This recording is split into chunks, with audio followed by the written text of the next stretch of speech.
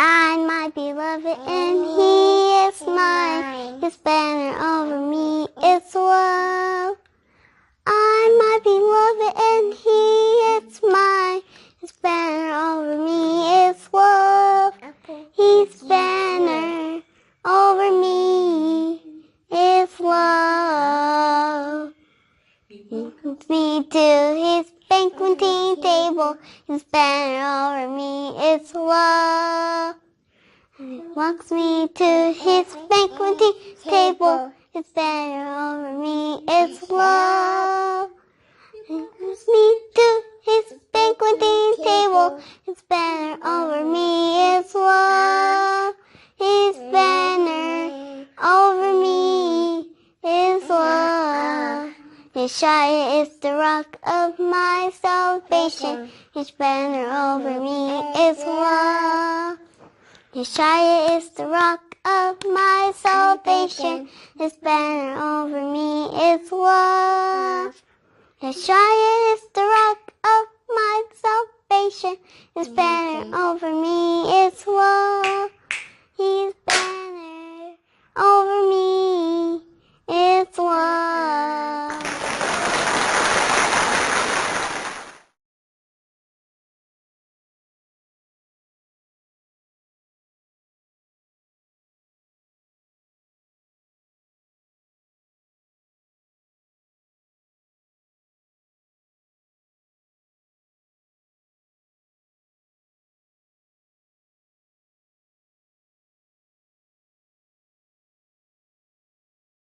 Praise AHAYAH. Children of Israel are here. Mount Hor. We're going inside the tomb to pray for our brother Aaron. Holy land, Qadash. We are in Qadash. And as you know, Mount Hor is at the border of the children of Israel heritage. So we're still within the borders, but this is one of the borders.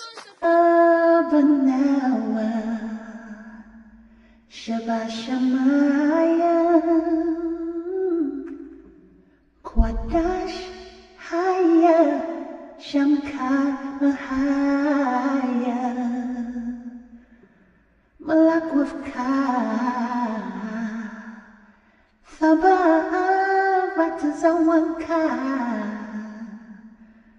AHAYAH, Baharatza, Kawahaya,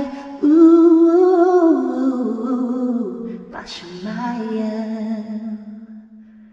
Nathan Lanawa, Lakan Kawyawam, Wasalat Nawa, Khawaf Nawa, Kasalat Nawa, Kawaf Nawa, Thabayan Nawa,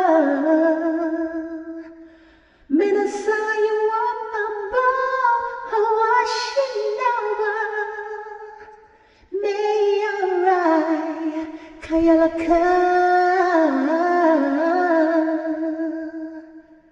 Hamlakwas, Wahala, Wahasaparas,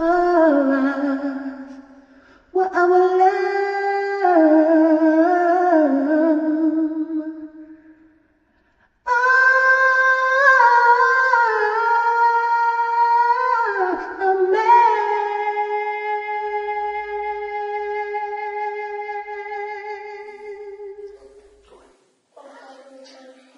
Our Father which art in heaven, hallowed be thy name. Thy kingdom come, thy will be done on earth, as it is in heaven. Give us this day our daily bread. And forgive us our debts, as we forgive our debtors. Lead us not into temptation, but deliver us from evil. For thine is the kingdom, and the power, and the glory, forever. Amen. Praise the Most High. All glory and praise to AHAYAH, Yashaya, Yashaya, Qadash, Rawach.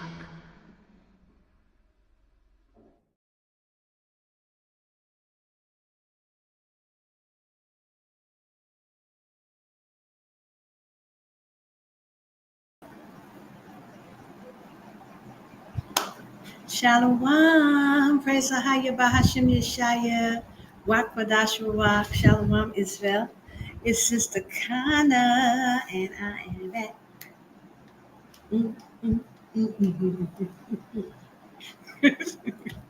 Praise AHAYAH, Yashaya. I pray you all are having a blessed week. And that, because I am. And I hope you're enjoying your summer. Praise the Lord as well. I'm here and got a few things I want to talk about. Praise AHAYAH. Well, it's a lot going on, y'all. Welcome to the Nappy here Chronicles, where we are chronicalizing the journey of the awakening of the children of Israel in Babylon in our last captivity. Woohoo! This is our last captivity, y'all. Praise AHAYAH Yashaya. It is wonderful. It's amazing. And it's really amazing to watch these prophecies unfold. It's a lot going on, y'all. I mean, we're going to go into the news a little later because we need to go into that. And I haven't even really had time to, do a whole lot. But, y'all saw the title of this video. It's like the nerve of Don Lemon. And this is a couple of weeks back. Candace Owens had a debate with Don Lemon, and he's one of the anchors of one of the shows. I don't even know, I don't really keep up. I'm not sure if it was CNN or, one of the main anchors there. Black guy, African-American, good-looking young man, and him and Candace Owens got into a debate. Now, I really like Candace Owens, and a lot of people, don't really like her, or they starting to like her now that she's off of that the Daily Mail. A lot of the people are starting to, warm up to her, which is good. She's a sister, and she's an outspoken sister, and she's been doing her thing. But also there's a lot going on with her too, but I don't, I'm not going to go into that because I really just want to focus on the nerve of Don Lemon. Now, they got into a debate, and I'm not even sure if I can show some of the debate. I don't know if they're going to strike my channel. I hope she doesn't, because I'll play like some of the video just to, bring everybody up to date, because there's so much going on. Things are happening one day after the next. It's so fast, because of the prophecies, and Christ is coming. Woohoo! Yashaya is coming. So everything is just speeding up. The time is speeding up. Everything is like, so we don't even have time to really focus on too many things. But yes, they got into a debate, and she went at him, and I mean, rightfully so. I mean, it's just ludicrous now, because they're making good evil and evil good, and this is part of the wickedness. We're living in this wicked, kingdom of these people that's just deranged out of their minds, literally, and our people is just following along behind them. So it just makes it even worse, because when Judah does things, it just really exacerbates the whole situation, because Judah is the salt of the earth. But on the other end of it, when it's wickedness, it's just down to the depths of Hades with it. Israel got to take it the lowest to the low. So we, this is where we are. So Don Lemon thought that he actually thought he was going to try to put her in a, precarious situation by asking her, "Oh, do you feel my marriage is sin?" He had the nerve to ask her. Here she is, a professed Christian, coming out, she's Christian, and he's going to ask her, do the fact that he's married to a man, is it a sin? I mean, the nerve, these people are so wicked. It's blinded them. It's all sense of any morals is gone out the window. So he had the nerve. He knows he's sleeping with a man and living with a man. And because this wicked nation is upholding all this foolishness, he felt the need to get in a debate with her and ask her, is his marriage a sin? And she was supposed to stumble and sneak around it, but she didn't. Praise AHAYAH Yashaya. And that's why, you know, you got to give her a little respect, because she's not backing down, and she don't be skating around nothing. Now, what the agenda is with her, we never really know. But the fact that she's standing 10 toes down, on a lot of these issues, that she's not backing up. And, I can applaud her at least for that. Now a lot of people don't like her. I mean, she's married to Esau. I mean, it's just a mess with her as well, because I even recently found out, like, she married him within like 3 weeks of meeting him. So, it probably was a setup. You know what I'm saying? This probably was, like Cat Williams says, this is what they give you, kind of thing. So we know, what I mean when I say that. When Cat Williams said, this is what they give you. So she's definitely, in that category. And she probably doesn't even know it, because a lot of them be set up and they have these handlers and they don't even know why. They're just so happy, like, to have a husband. That's why I tell y'all, be careful out here. Be very, very careful, because people are actually being set up, especially, Judah in the time of the awakening. They'll put someone on you, and the next thing you know, you're in a situation and you can't get out. And then it all, comes to you. Hold on.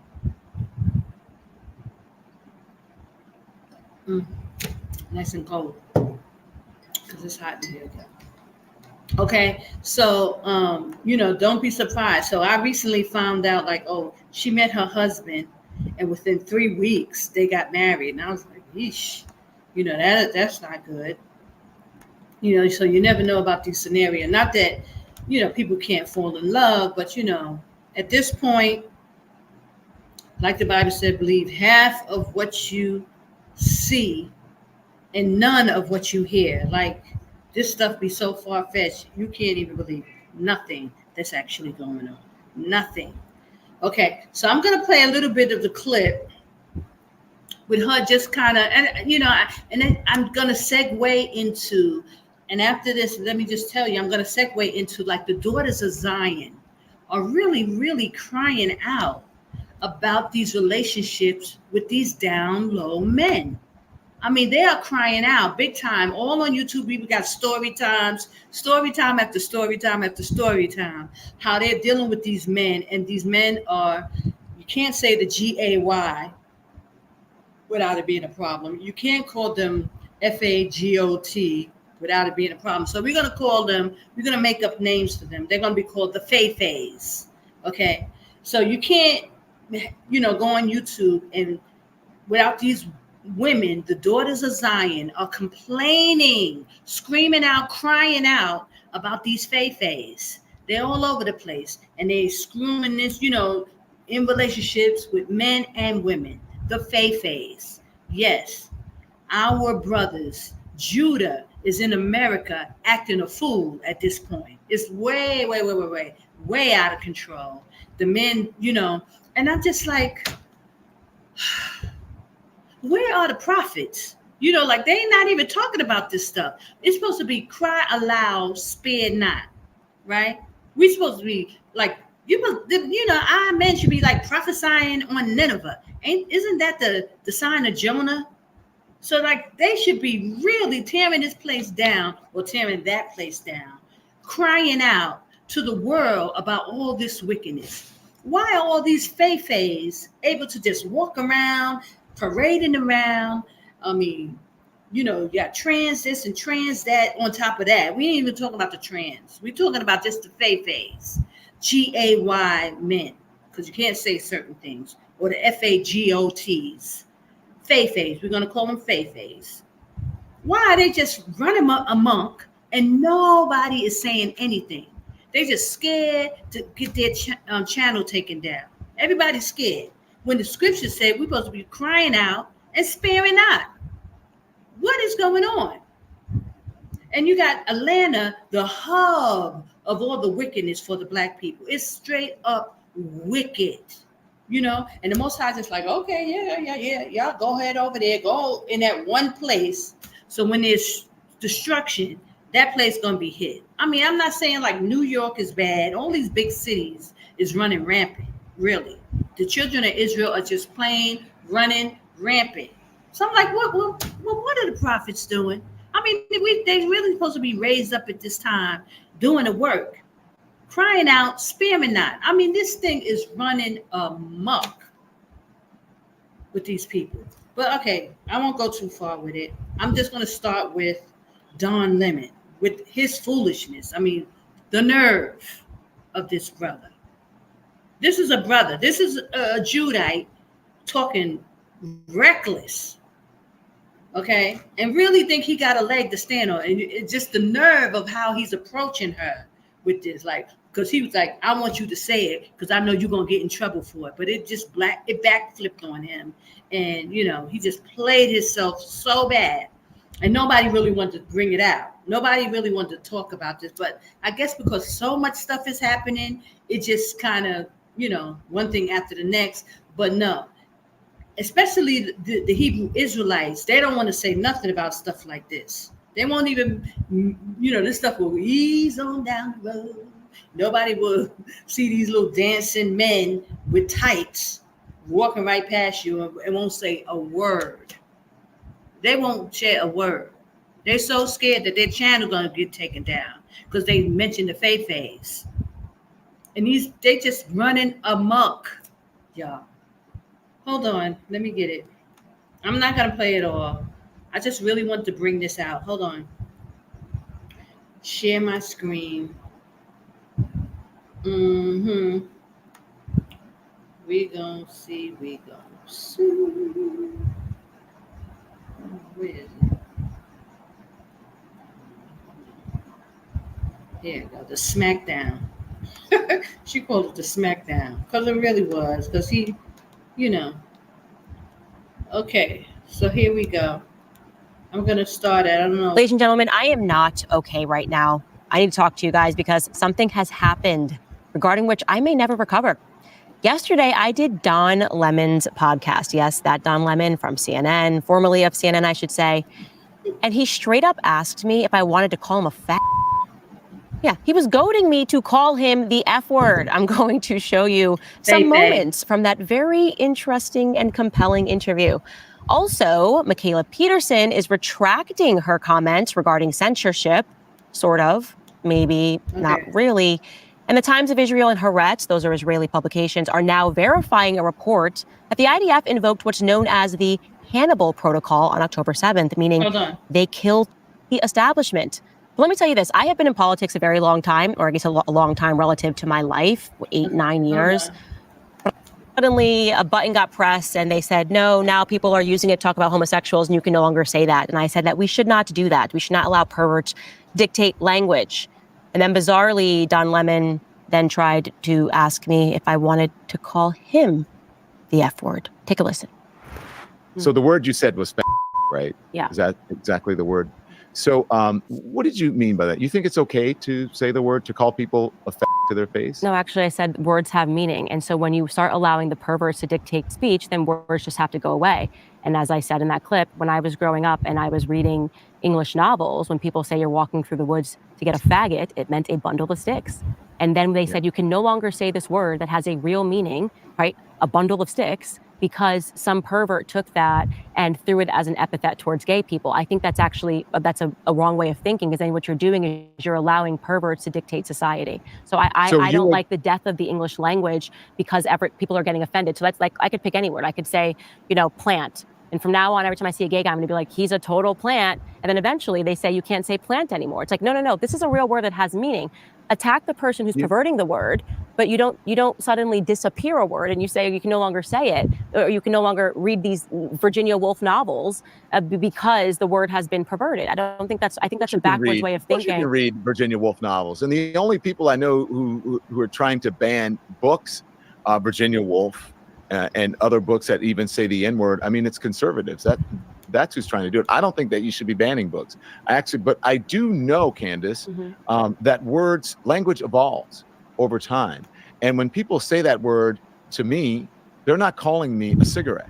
They're No, not well, calling obviously, me that's the point. a It has a bundle of- context. So if you want to punish that Right. person because they're saying that offensively, that, you know, if you feel that this person, but it's not fair to then say to everybody else who's not using that word that this word has now been banned. I just think that's ridiculous. You know? Yeah. That's my point. Yeah, Like, I people don't should think be you can able so to- suddenly say go backwards and delete words that had real meaning because someone has perverted it, because then it never stops. It just becomes constantly having to update the language for people's feelings. And I don't think that we should be doing that. So you would never call me a fat in my face, right? Well, why would I just randomly call you a fat? I'm just meaning. Have you ever seen the Louis you would never C.K. use that word skit against. on? Have you ever seen the gay Louis person. C.K. skit on fat? No, I like Louis C.K., but I don't think I've ever seen You a should skit on watch it. that. Yeah.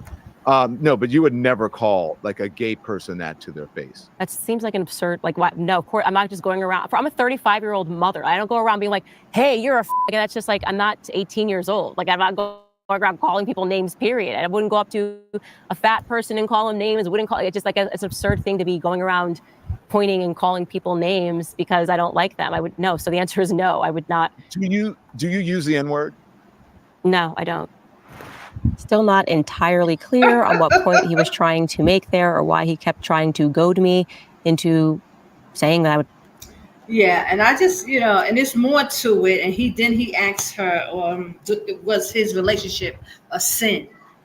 And he knows it's a sin. These are wicked men trying to justify their wicked behavior and trying to be, because he's, learned, he's, well educated in his eyes, just because they've been programmed at these Ivy League schools, and they think that, they can out-talk people and outsmart people, and people just think they're smarter than other people. This is how he's coming off, very like smug. Oh, so would you call me a F word, or would you or you think my me being with a man a sin, and trying to catch her out there and catch her up. You know what I'm saying? It's just straight wickedness in these people. And this is a man. He's I believe a Black American, I believe. So this is the tribe of Judah. I mean, unless he's mixed somewhere, I don't even know. He's coming off as a Black man, and he's married or in a deep relationship with another man, a Caucasian man. And he's trying to justify this. This is the wickedness of Judah in America, trying to really, justify all this wickedness. And then you're going to try to back her up into a corner. He was like coming off like a bully, actually, because I'm going to pay some more. Just back her up in a corner so I could get her in trouble to say something because she's, talking against the LGBTEFGHIJKLMNOP community. And then, maybe get her channel taken down or just something. The wickedness, you could tell it was in his spirit of him. He was moving even in a wicked spirit, and trying to act like, oh, you can't say this to me, you can't talk to me like this because I'm protected. It was coming off on that kind of spirit. So let me just play a little more, and just keep this thing going, because it has to stop. And we have to start speaking up about this stuff, because we are supposed to be the chosen. We are supposed to be the righteous. Who else is going to bring this conversation to the forefront, heavily? We're supposed to have our prophets talking, prophesying, speaking of, cry aloud, spare not, really shaking this thing up. But people are so afraid, to say anything because they're worried about their channels. They're worried about their channels more than worried about the Most High is telling them supposedly to prophesy and wake the people up and bring righteousness and all this stuff. All that stuff is out the window. And we have to be worried, about getting our channel taken down. And obviously this young sister here, she's not worried about nothing. She comes out and stand 10 toes down, letting these demons know. Now, I'm not saying that I, condone anything with Candace Owens, with what she got going on, because y'all know clearly I speak a lot about the interracial marriages and all this kind of stuff. infiltration, and she could very well be. They could be using her as well, and it's probably the case. But it is what it is. But at least on this particular situation, this is the stance. At least she had enough to stand up and speak about it, and she constantly does. She's not backing down. And this is a Judite sister, and a Judite brother, who are both on different ends of the spectrum, because she's in an interracial marriage and he's in an interracial Fei marriage. But that's the name we're going to give them, Fei. Okay, a mixture of the GAY and the FAGOTs. Okay, so we're going to call them Fei. So that but it's horrendous. And this is the stance, because he's educated, he speaks well, he thinks he can just get away and kind of like bully, in a sense. They think they got a solid, ground to stand on. So, just look how smug he is. I'll play a little bit more. Hold on. Would call him the F word. He then later on asks me if I'm a homophobe. He asks me if I have any gay friends. It just got weird. And then, of course, because he has to go through the leftist liturgy, he arrived at the inevitable point where he wanted to ask me about conspiracy theories. And at this point, his producers had produced a list asking me, do you believe this? Do you believe that? Do you believe this? And because you are a regular viewer of the show, you know that these are just psychological tactics. When they're calling somebody a conspiracy theorist, it's because they don't want you asking questions about a narrative that they are insisting upon.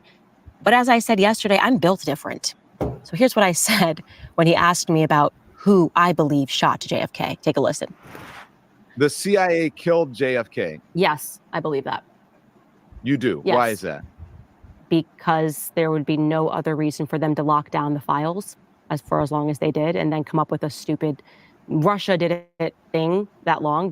The only time you would lock down files like that regarding a sitting president being shot. Okay. And by the way, if they knew Russia had done it, we would have gone to full-blown war, because they would have killed the sitting president. And also because, and this is a very interesting fact that I learned in this book, Chaos, that people should read and actually become very informed about this, the individual that shot... We're going to move forward. Hold on. And I'm offended by what you're saying, and you laugh, you mock face at the concept of Christian persecution.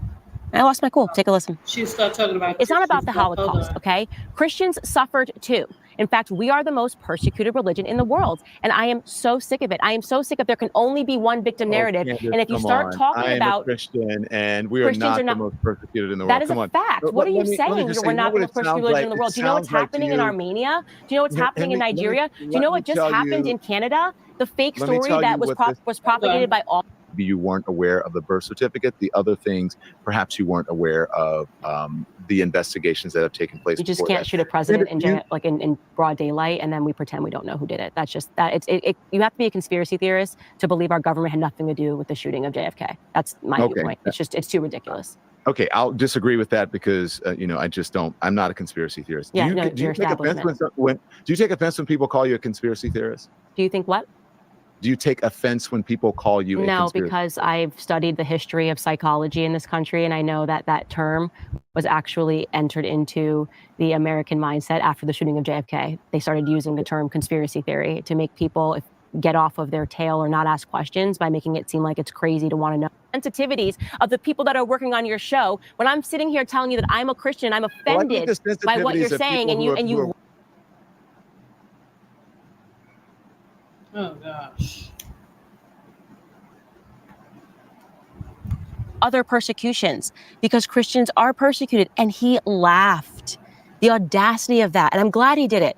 I'm glad he did it because people need to see that. People need to understand that the mainstream media has, I guess, such a lack of respect for Christians, because we're always supposed to... This liturgy, he arrived at the inevitable point where he wanted to ask me about conspiracy theories. And at this point, his producers had produced a list asking me, do you believe this? Do you believe that? Well, saying that offensively, that, if you feel that this person, but it's not fair to then say to everybody else who's not using that word, that this word has now been banned. I just think that's ridiculous, Yeah. That's my point. Yeah, like, I don't think you can so to suddenly say go backwards and delete words that had real meaning because someone has perverted it, because then it never stops. It just becomes constantly having to update the language for people's. I'm just trying to find where he asks her, does she feel his relationship with a man, him being married to a man, is a sin? So I'm trying to find that one, but I don't know. Feelings. I don't think that we should be doing that.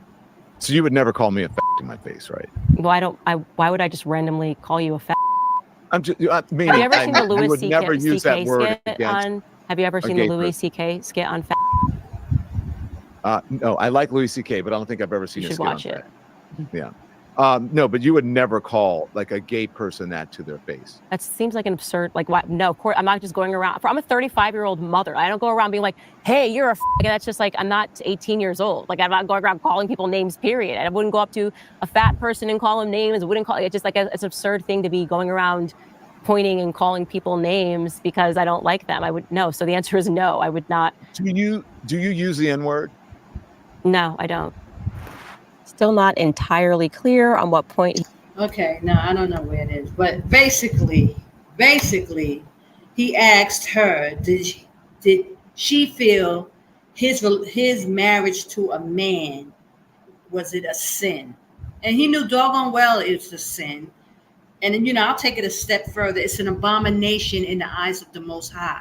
And these people, because they, delve into wickedness on such a high level, they don't even realize, or they don't even care that this is an abomination against the Most High.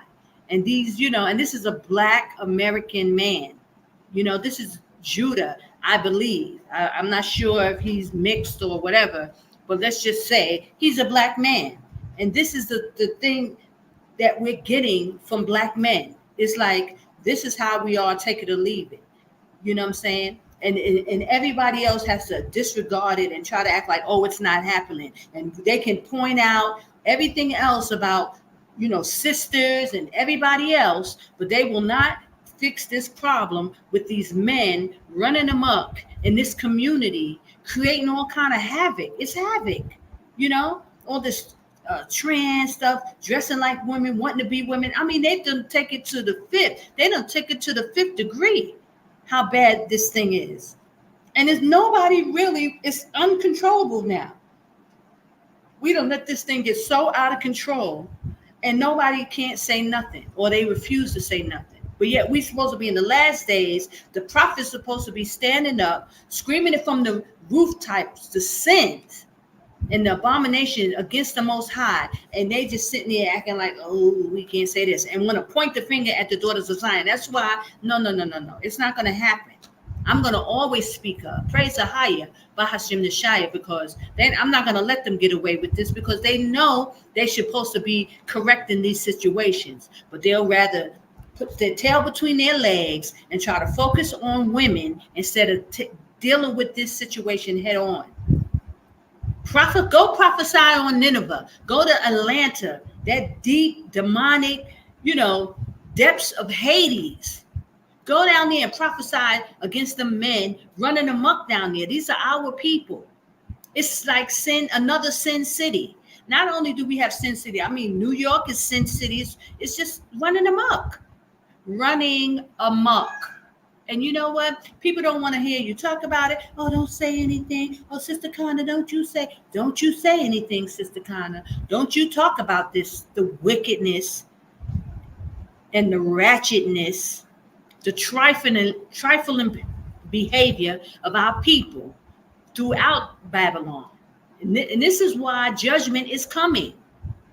And our people will not. They refuse. And like I said, going into the next segment of this, the daughters of Zion are crying out in these cities. I mean, we're going to watch these videos of these sisters talking about their men are on the down low. There's so many videos of women finding out their men sleeping with other men. All this transgender stuff is going on. The LGBT, all this stuff, and it's men. When is this situation going to be corrected? It has to be corrected. And if you act like it's not happening, if you don't say anything, they'll try to act like, It's not going on. You don't see it. Nothing here to see. Nothing is here to see. Don't go focus over there. Go focus on women wearing a whole lot of makeup, or go focus on women, you know, having BBLs, or go focus on women. You know, they use women to take men down because men are so preoccupied with sex that they can be, anybody can be used to take men down instead of correcting men. Get themselves together so that you cannot be taken down. How about being abstinent and practice that so you can learn how to not, you know, somebody can't use somebody else to take you down. There's always somebody else's fault instead of our men getting themselves together. You are supposed to be the kings. How are we going to make this transition? How is the transition going to happen? You just want miraculously the Most High to change you. You don't want to put no work in. You don't have no restraints. You can't do nothing on your own. Somebody else, it's always somebody else got to do it. Okay, so, Shalom, Sister Michelle, how are you? Praise AHAYAH, Yashaya. Yes, I'm talking about the whole atrocity of our brothers. I'm sorry I have to do it because we got to focus on the kings. Our kings need help. Now we're going to work this out. So I'm going to listen to these videos of the daughters of Zion crying out. These are women, and it's not all daughters of Zion. It's just women crying out of the atrocity of these men. And I got a few. So hold on. Let me go to that.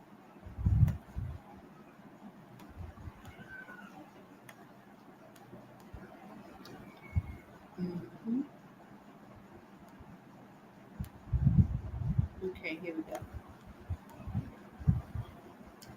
And I'll skip around a little bit. Hold on. These are some random videos, but it just shows you what's going on. So here we go. In a situation where they had an inkling, Wait, hold on, or hold maybe even a gut woman into. Wait, hold on. Let me start. Hey y'all, welcome back with another one. It's your girl Christy Mack, where I talk about all things above and all things below. And today we're going to get into a few story times about how some women found out about their husband or their boyfriend being DL. And I think every woman that watches this video has been in a situation where they had an inkling, or maybe even a gut woman intuition. Your friend probably told you, or you probably saw something yourself. And just between woman to woman, I think if you do find out that your man is gay or on the down low, I highly suggest you just make a clean exit, because the whole reason for him being DL is so he won't get caught. And in some cases, once he feels like he's being outed or he feels like he's being seen, things can turn violent. Or in some cases, he'll try to mind play you and try to do like a 4 + 4 = 9 type of situation. Like, oh, that's not what you saw. That's just the bro. That's just how we hang out. That's just how things go. And they be smack dead in our face with it too. I mean, be hanging out with the best friend or the brother or somebody they going to the gym with, and we be wondering why the brother / best friend be acting crazy towards us. That's because he be in a whole relationship with your boyfriend. And for the men that are out there and that are gay and are in the LGBT community, my good Judies out there, y'all have to be very careful as well, because I have a lot of good friends in the community, and they tell me how they mess with DL men and how they become very violent and very controlling and narcissist and domineering. They be wanting full access and control of you, but they don't want you to mess with no one else. So ladies, just pay attention and recognize the signs when you know you're a cover-up, aka the beard in a relationship. And for my gay men out there that genuinely desire a real relationship, don't just settle for being a secret or being the boyfriend that's hiding in the beard. Okay? But yeah, let's get into these stories. Don't forget to like, share, comment, and subscribe for future content. Tell me the time you caught your man that was on the DL. Because there's definitely a story. Her man was on the DL. She's about to tell her story. Don't interrupt her. Okay, yeah. So I'm going through his phone and everything, and I can't find anything. And there's something in my soul to say, go check them emails. And I see that he's emailing back this girl. Like a girl. Like he sends one picture of himself, she sends a few back. I go look at the pictures immediately. I'm like, okay, this is a man. I'm shaking because I'm like, I literally just woke up to him. I'm like, yo, you gay? Like, you know, this is a man? And he's like, what are you talking about? And so I pull up the email and I'm like, this clear. It looks like Right. a man. Like he literally, in the most sincerest voice, was just like, "I swear to you, Mama, I did not know that was a man." Took me shopping the next day. I left him like a couple weeks after. I knew what he was trying to do. He was just trying to love bomb. Hey y'all, get ready with me while I tell the story time of how the boy I was talking to at the time was down low, girl. Okay, I'm gonna start off by saying to each their own. Like, if you don't mind talking to a bisexual man, that is on you. But he could at least told me, you know, but he didn't. So let me tell y'all how I found out. Okay, so when we first started talking, I had seen him on my campus at LSU. He doesn't go here, but I saw him here, and I thought he was so cute. Like, he was my type physically. So I remember I was talking to one of my friends who, like, from the same place as him. I was like, girl, like, put me on. So she actually didn't end up doing that. I had ran into him another time, like, at a bar or something. Y'all, I really don't remember. But long story short, he ended up getting my number. And from there, we started talking. And y'all, you would have thought we'd been talking. Like, we got right into it. So it started off pretty good. Like, he would send me money. We would talk all the time, all day, every day. Like, we would literally be on the phone all day. And this was during the summertime. So I didn't have class or anything. So we would just spend so much time together. And like I said, he was from a different city, so he would come down to like my school, and we would spend time together. Like, everything was going good at first. So we would talk every single day. And on this one day, I had sent him a TikTok. I don't know, I think it was a shirt that I wanted, but I sent him a TikTok. And you know how on TikTok, it's like when you text it, hold on. Okay, let me try it again. When you text somebody, it'll say so-and-so just viewed the TikTok you sent them. So I get that notification or whatever. And it's like this random page. It has a fucking black like profile picture or whatever, and it wasn't his name. So I honestly thought my TikTok was like tripping. Like, I'm like, who is this? Okay, so I click on it, and I don't see no mutual followers, and it only had like 30 something followers. So I'm like, what is going on? Like, what is wrong with my TikTok? So me being me, I'm like, let me go through and see like who this page follows, so I can like try to figure out what's going on. So y'all, I go through the follows. It is straight like, y'all, it's like stuff that I didn't even know was appropriate to be posted on. When I tell y'all there's some evil sides of TikTok, y'all gotta be careful. I didn't even know you could post stuff like that on TikTok. Like, it's like men like twerking in the camera, all type of explicit activities going on. So I'm like, what the fuck? Like, I did not know what to do. I didn't know like what to say. I'm just sitting there like jaw dropped. So finally, like, I think I just honestly ghosted him, like just me being me. But the thing is, me and him had already made plans, and like obviously he didn't know that I saw this stuff. So me and him had already made plans, and he was about to drive, or he was already on the way to come to my school. So me being the childish person that I am, he was like blowing up my phone. Y'all, he called me like, I kid you not, like 100 times, and I just did not know what to say because honestly, I was just so turned off. Like, I didn't even want to conversate with him. And looking back on it, like, I should have been mature, and I should have been like this isn't gonna work or something. But like, y'all, we were making plans, like, so that complete switch, it just wasn't gonna make sense without me telling him what I found. And y'all, on top of all that, tell me why you had a girlfriend.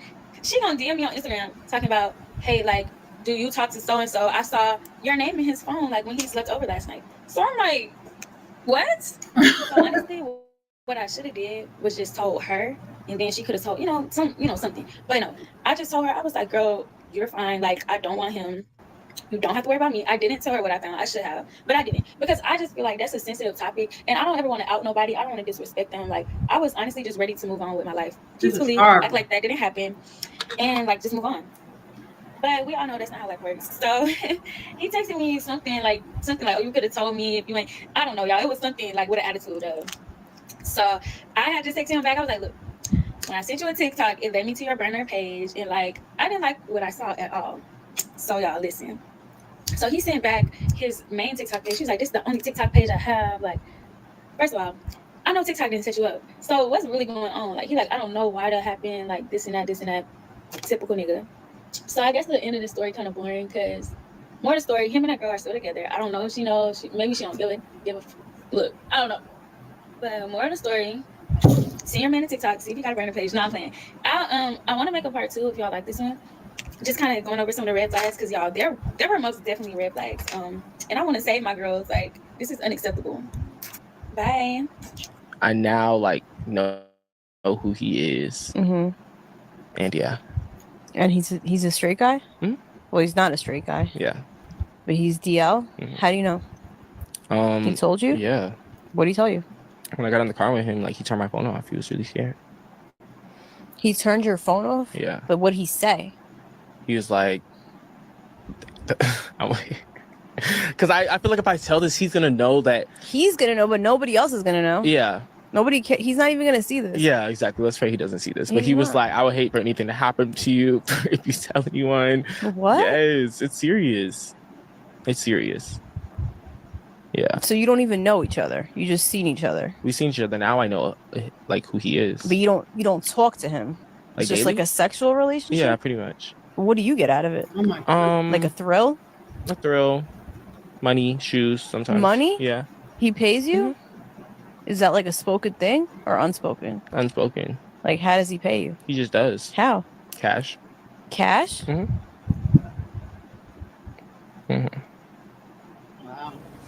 How I found out my boyfriend was on the down low was he tried to take me to a swingers club, and I was like, I'm not going in there. He actually had a membership to this place, and I asked him, you know, have you ever been with men or anything? He said, no, I've only been with couples. So like, have a man ever touched you? Have you ever engaged in any kind of activity with a man? He was like, no, I just been with couples. And so he was kind of vague about it. So I asked him, I said, how would you feel if you ever caught me with another man? What would you do? Do you know what he said?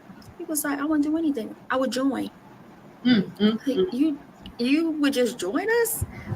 This is somebody I've been with in a relationship for over a year. He said he was straight, was supposed to be monogamous, but the entire time of us being together for over a year, he had been cheating on me at swingers club and had been with both men and women. And he finally came out later as bisexual. Wow. So I was talking to someone who I had suspicions that he was down low, gay, right? Because he kept talking about how he thinks one of his best friends is gay, and he's like obsessed with this topic of conversation. And I find it weird that you're obsessed with your friend's sexuality. That's already awkward, and you constantly talk about how you think your best friend is down low gay or bisexual. It's weird. Like, so that's already a red flag. Any man that is obsessed with another man's sexuality, red flag. No straight man is going to be obsessed with another man's sexuality, especially not his. And he'd always refer to his boy as like good looking, or yo, you get the looks, you can do this, you can do that. So I get it. You have a crush on your boy. Like you're like you're gay for your bro. You want him to be gay. You want him to be bisexual. And you probably know he's down low because maybe you guys did something before. I don't know.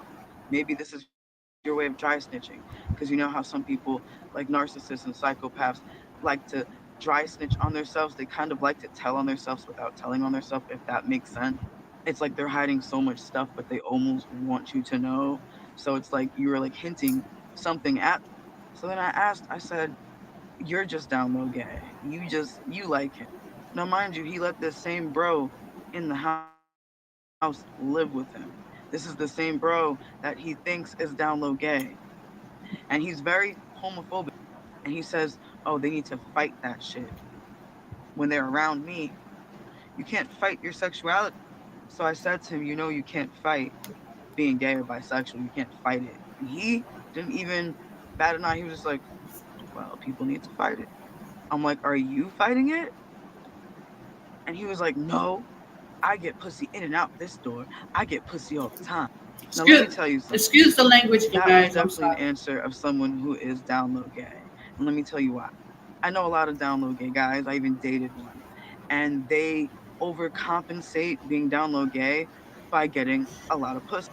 Down low gay men will actually be more womanizers than straight men. Why is that? Because they have something to prove. They have to prove or fight that they're not gay or bisexual. They have to prove that they're heterosexual, and they're overcompensating. Because getting a lot of pussy doesn't mean you're not down low gay. Doesn't mean you're not bisexual.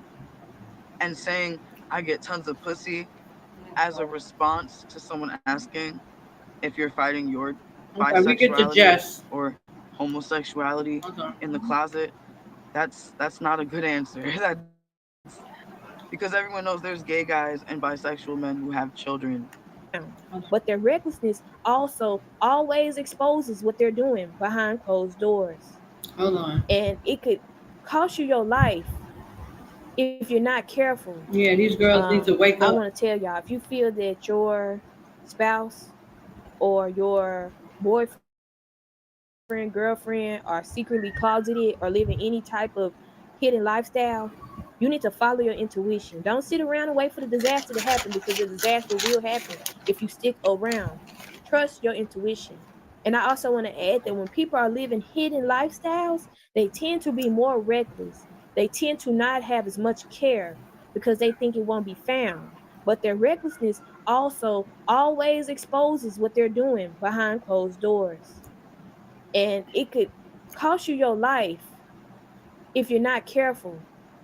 Pay attention to these people with their inappropriate relationships with their friends, y'all.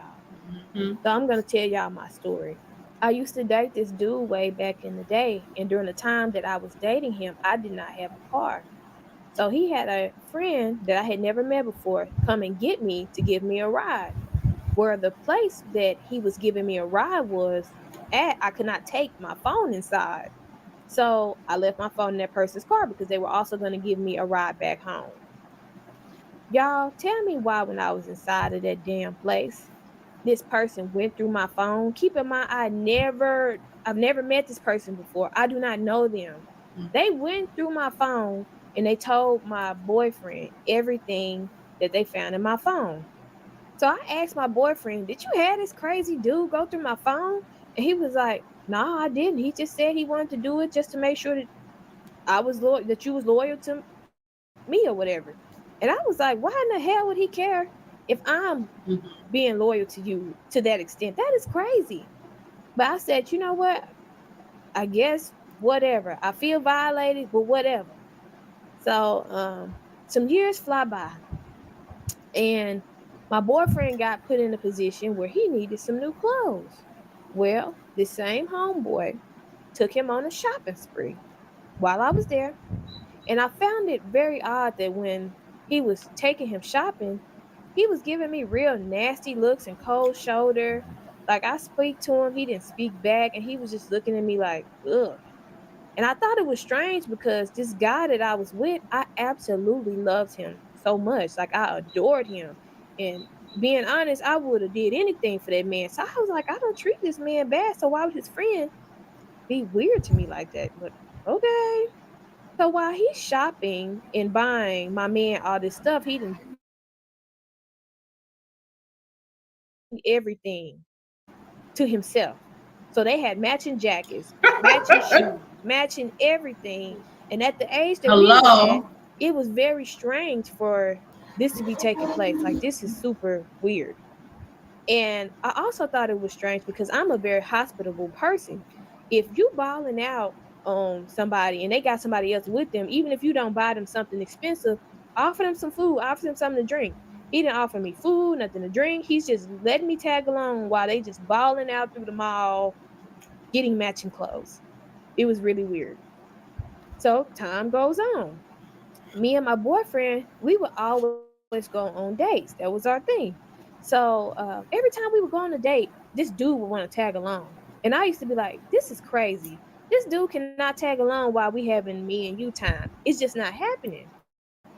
So it was weird. So I said, you know, the next day, if he say something about wanting to come, I'ma let him come. Tell my boyfriend he can come. So, well, the time came and the dude came on a date. Y'all, I kid you not. While we on this date, the dude comes and he brings a chick. He's sitting across the table looking at my man with like the googly and love eyes. Mm-mm. Like it couldn't be denied, y'all. It couldn't be denied. And I noticed my man just kept looking down. He wouldn't look get a guy eye contact. He wouldn't give the guy, barely talking to him. And the guy just talking about, man, this is my brother. I just love him, man. I just love him. And just talking about how much you care about him. And I was like, this is weird, but okay, maybe I'm in my head. Me and the guy's date, we just kind of looking at each other like, this is weird. So a couple days go by, and my man's phone is ringing, ringing, ringing, ringing, ringing off the hook.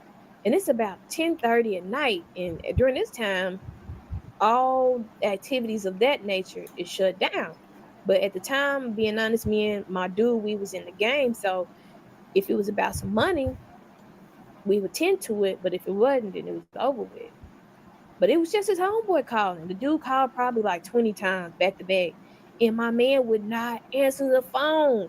And I'm like, why are you not answering the phone? Something must be wrong with your dude. You need to go make sure your friend's straight. He like, man, that nigga don't want nothing. It's all good, whatever. You know, I'm with you, baby. We booed up, whatever. So my man ended up going in the other room to do something, but he left his phone on the nightstand. So the dude is still calling at this point. At this point, it's been like 30 or 40 minutes of this dude just calling and calling and calling. I answered the phone because I just knew this is a chick on this phone and he got it under his homeboy's number and he trying to play me. Y'all, lo and behold, it really was his homeboy. So I'm like, I'm gonna have him call you back whenever he get back in the room. And the homeboy like, had a little stank attitude, but I'm like, whatever. So something told me to look through that man's text messages, y'all. When I looked through that man's text messages, his friend had texted him about 8 paragraphs, just telling him how much he loved him, how much he cared for him, talking about remember the time, remember the places we went. He can't believe he got a family now. He just in disbelief. He just love him, just want to be around him, professing his love. I had never seen platonic friends speak to each other in that way. And so when my boyfriend come back in the room, I'm like, why is your friend saying this stuff to you? Why is he calling you like this? What is up with this? This is crazy. And he was like, man, this is how friends talk. You must don't got no real friends if they don't tell you they love you like this. I have a best friend. We've been best friends for 20 years. And we tell each other we love each other all the time, but we do not express our love in that way. And I am a fan of male friends telling each other that they love each other. But y'all, this was not no normal, man, I love you, bro, and I got your back. It was like let's say another one. This is the daughters of Zion crying Whether out. you're living with him, y'all are engaged, married, y'all just living together, y'all These are women talking about it, crying out, the daughters of Zion, video after video, and there's a lot on YouTube. All these women are talking about these experiences they're having with these men. Now, I done did many videos about how the men are killing the daughters of Zion, taking them out. Now, this is just a cover up. He can't stand you, and he's very jealous of you because he's fighting inner demons. He's mad that he can't come out the closet the way that he wants to. So you will be because he is struggling with his identity. He targeted you and he chose you because you are going to help him clean up his identity. You're going to help him with his fake facade.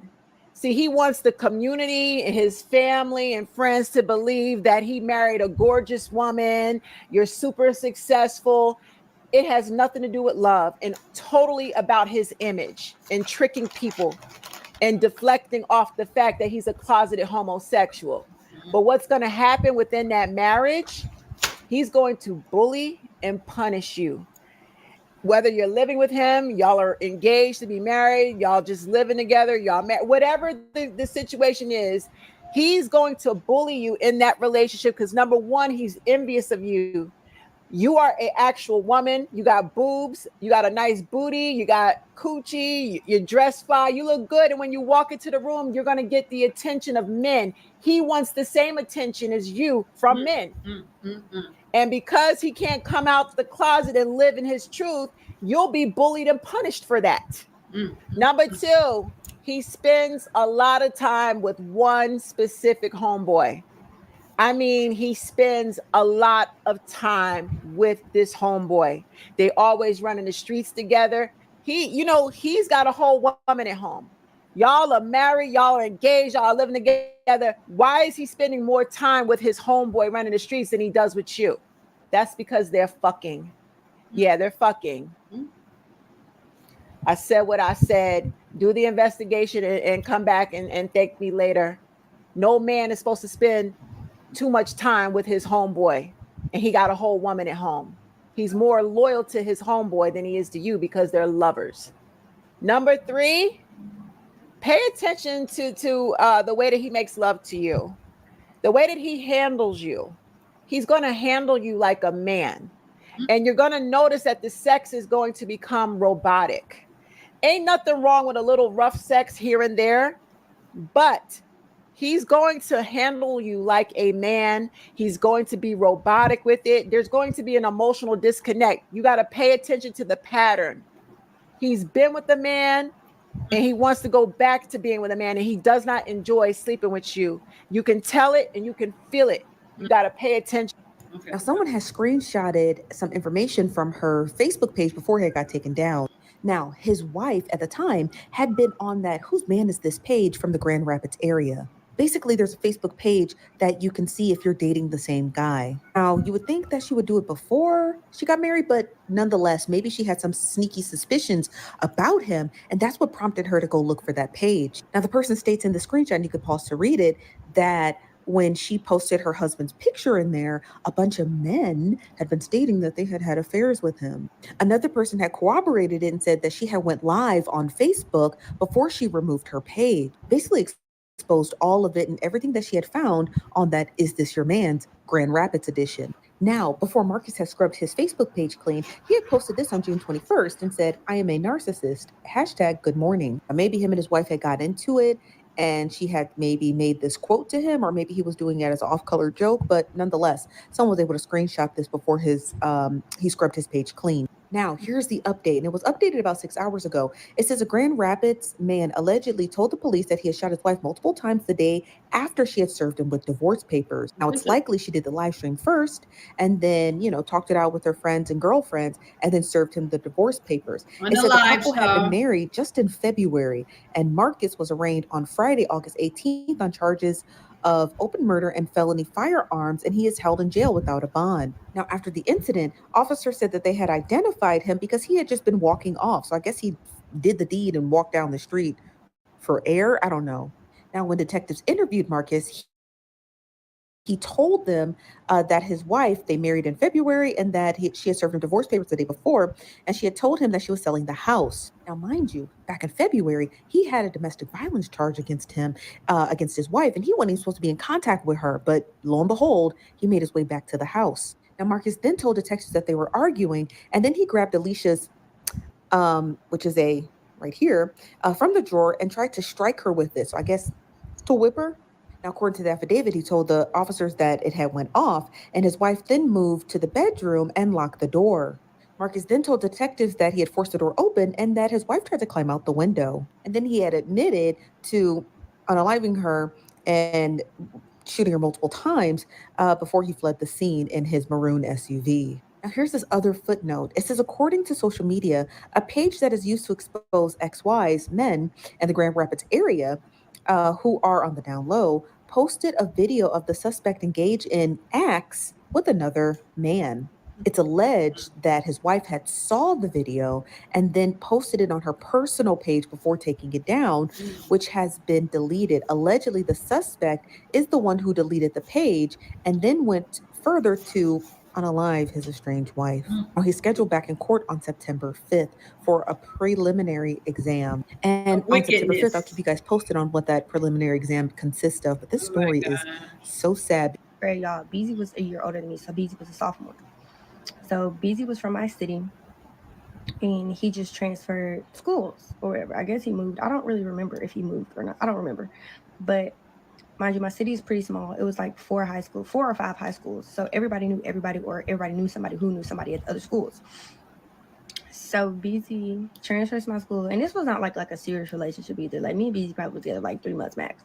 But he had been to my house a couple times, and my mom had no problem with him coming to my house. But my mom told me all the time, my mom was like, "That boy's gay." And I was like, "No, he's not gay." My mom was like, "No, that boy's gay." And my man, like, I think I'm grown. It's like my first like boyfriend, I guess you could say. But I'm like, my man, like, he's like, my man. So set the scene again. It's high school, like every high school, like in the morning has like a common area where everybody meets. So I meet BZ that morning, and he's walking me to my first period class. My first period class was dance. BZ's class, I think, was like down the hallway or something like that. I don't remember. But so BZ walks me to class, and then let me introduce another character, Greg. Greg was an upperclassman gay boy. I think Greg was either in 10th grade or 11th at the time. I don't really remember what grade Greg was in. But Greg is this gay boy that like is in dance. But he wasn't in my class, but he was just like in dance like all the time. He was always in the dance room when I had class. So BZ stops me at the door, like we talking, chit chat, whatever. Greg peeps it, looks at me, and I come into class. I'm not like thinking nothing of it. Like I changed for dance. I come out.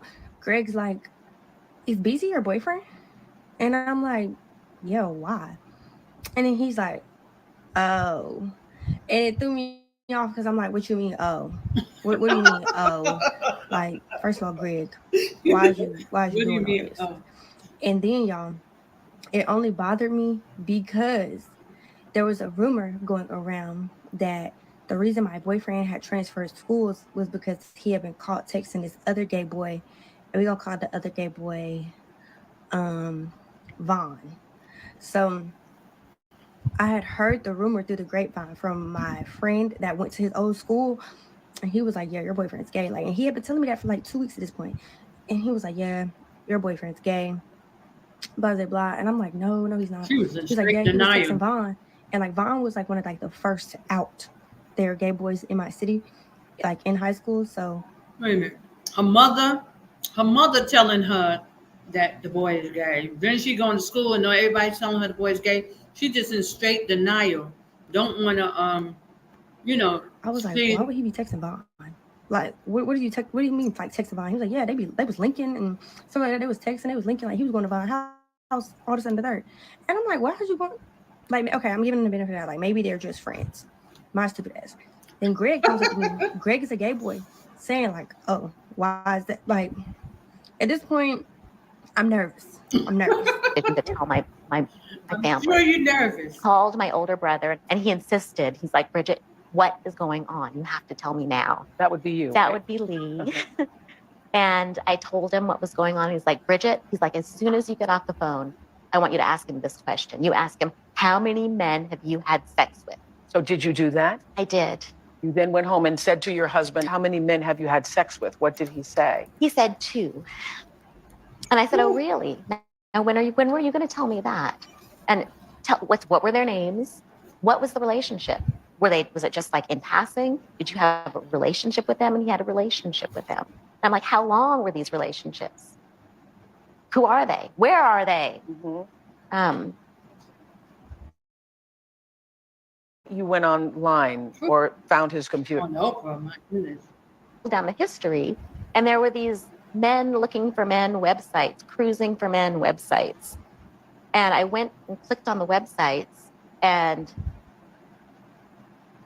I was speechless. And I was like, Lee, what is this? And we went and looked, and then we went into the cache file and found all of these emails. Yeah. That would blow your mind if you saw them. Well, I did see them. Oh, you saw them? Yeah, I did see them. And okay. My mind was a little blown. Yeah. Last night with my producers, we were going through some of the things, and I read just a few of those emails. And I got to tell you, that is some vile stuff that was going on there. To the point where I said to the producer, I do. All right. There's another one. Let me see.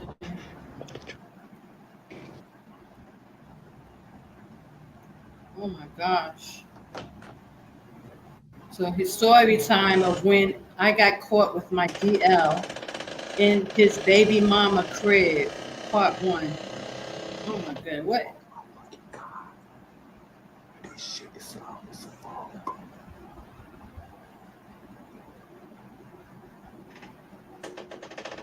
So this is all this is going to be. Hold on, let's see where this goes.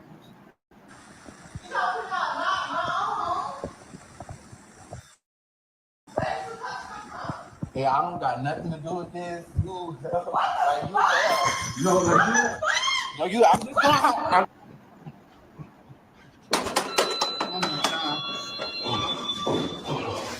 what the fuck? What the fuck? What the fuck? What the fuck? What the fuck? What the fuck? What the fuck? What the fuck? What the fuck? Oh my fucking God. forget to like, comment, and subscribe. And follow me on IG and Okay, that's TikTok. the I do end of funny that. content here.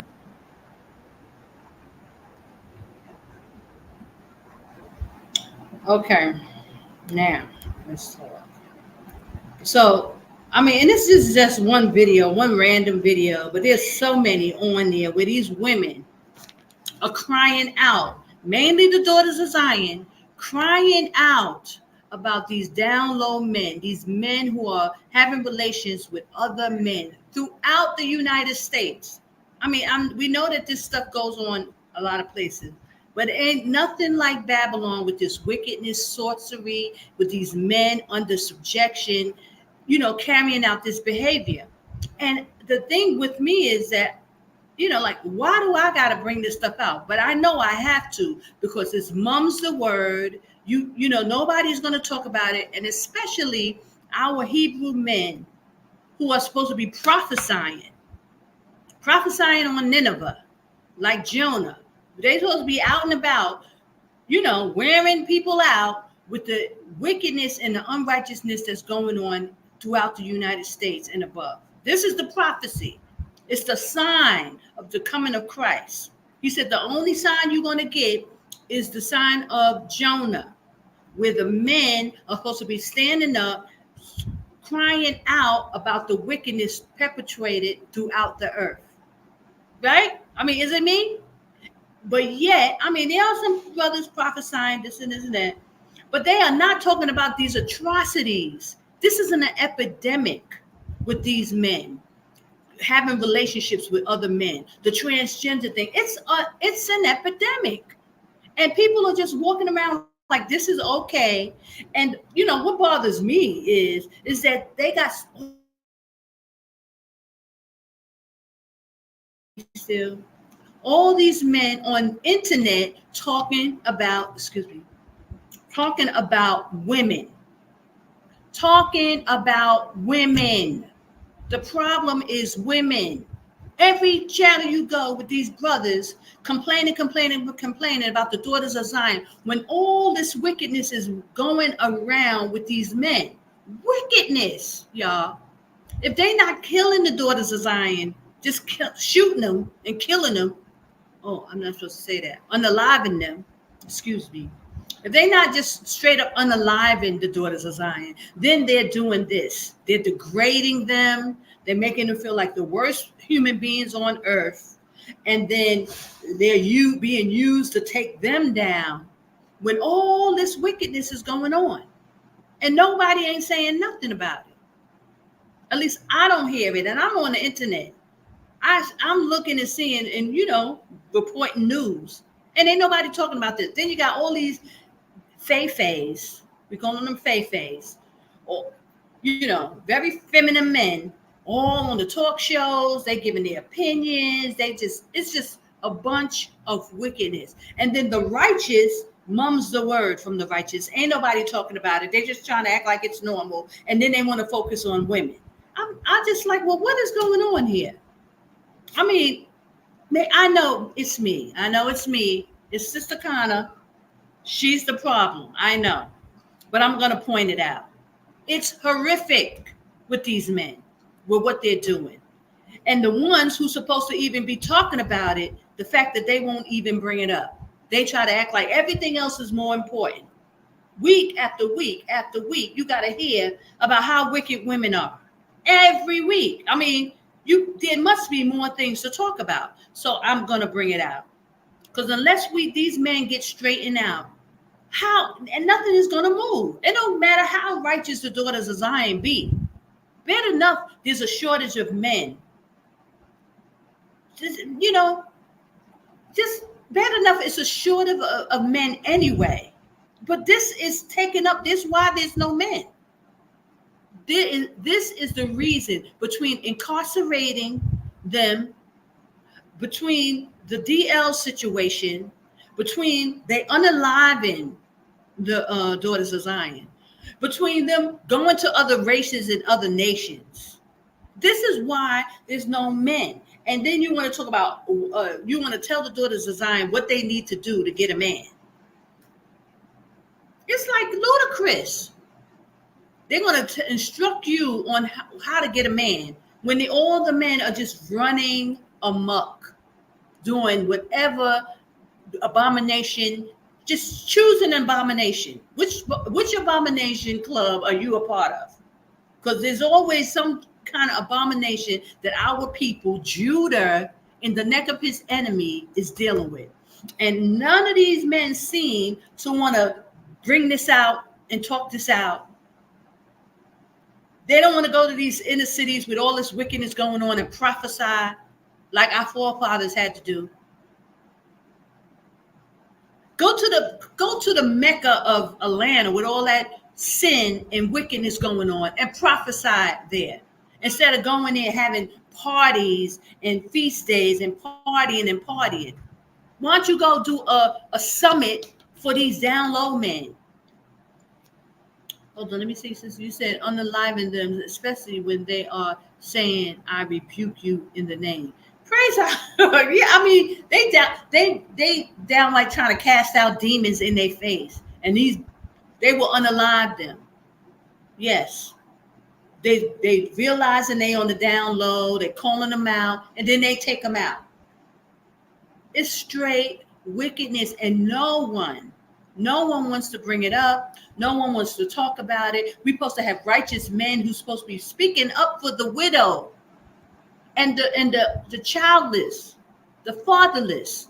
This is what the prophets and the men of the Most High are supposed to be doing. Instead of beating the daughters down to the ground with a hamlet, just boom, boom, boom, boom, boom. Instead of beating them down, you're supposed to be protecting them. That's what the scripture says. The widows and the fatherless, they're supposed to protect the women and not take them to the mill with all this wickedness going on with these men. There's no summit to bring these men together and get them right with the Most High and bring them back to the Most High. Instead, you want to cover their wickedness. This is sin, covering their wickedness and try to act like, oh, they're not doing nothing wrong. It's straight wickedness. And it has to be spoken about. You have to stand up and speak about it and stop letting these people get away with this wickedness. It's straight wickedness. Especially in the cities, these men are not. I mean, I don't know what do you think? You're gonna wake up the daughters of Zion? That's all this is about? Waking up the daughters of Zion? And we're supposed to be the flock are men. The flock are men. So why not focus on all this wickedness from day to day to day to day? All this wickedness, and all you got to do is worry about the daughters of Zion? Really? It's just unbelievable. You know, I feel like I'm in the Matrix. Like, what is going on here? Why are people just allowing this? Going along, and sisters be like, yeah, praise AHAYAH, our brothers standing up, because they don't want to talk to one another. They might have to fight, because these brothers are so rebellious. You can't say nothing to them. You know what I'm saying? So the only thing they can do is just focus on the women. Let me just focus on the women, because if I say something to him, he might say something back. So that's the easy route, to beat down women instead of standing up like a man and dealing with other men. No. Can't do that. Can't do that. So I got another video. And this is a brother, just to hear it from another brother, talking about the wickedness in our communities. And these brothers are just allowing it. I mean, the prophesying on the street is good. Praise AHAYAH. If we could get some prophesying on the street, because they don't want to even do that no more. They're too afraid to go out and stand and talk to the people like they're supposed to be doing. All summer long, they were talking about, we going out on the street. It ain't nothing. Go prophesy on Nineveh. That's the sign of Jonah. That's what the Most High said. That's the sign. We should see these men prophesying and speaking about what's going on. not just the 12 tribe chart. You're supposed to be rebuking this wickedness that's going on in the earth. It's a lot of sin going on, a lot of wickedness going on. Opposed to just talking about the daughters of Zion, and they're using the daughters of Zion to take you down. No, there's a whole lot of other stuff that y'all are doing. I mean, we're not even going to talk about the sin and the fornication, because I brought that out too. A lot of sin, messing around with other people's wives and all kind of foolishness. But now we're talking about the men on men. These men are on downloads. They're lying. The daughters of Zion are crying out, making videos. Their husband is messing around with other men. It's horrible. These daughters of Zion need to stop going for the okie doke. Get out of Babylon. That is the point. People are holding you still, beating you down, making you feel bad, trying to beat you into submission. It's ridiculous. Get out of Babylon, sisters. And listen, because we're going to go into the news of what's going on. And, you know, this war is about to ramp up really fast and really hard, brothers and sisters. Y'all better get up out of there. You know the prophecy. Babylon is going to be destroyed. That is the main event.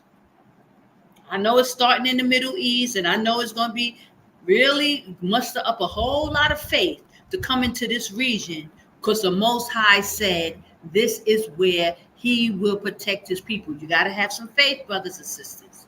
Jordan is the safe place. You got to figure it out. Hold on. So now, let's go with this brother. Here he go. Try to listen as much as you can, but he's telling it. He's being honest. Okay.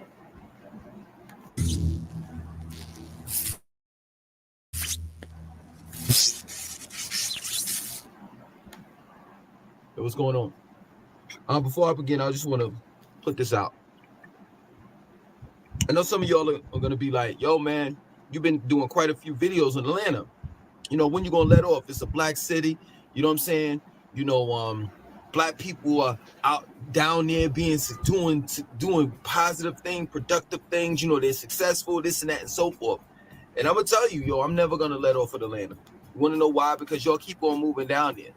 You know what I'm saying? Y'all keep on calling it the Black Mecca, the Black Hollywood. Y'all think that once you get down there that it's going to be this way and that way because it's a black city. You know, being that it's a black city, that it's going to cater towards black people. You know what I mean? And that you're going to be able to live all your hopes and dreams. You know, when you go to sleep, you start thinking that you're a millionaire. You start believing, you know, that you're going to, you know, be this big actor, this big singer, this rapping, all the rest of that stuff.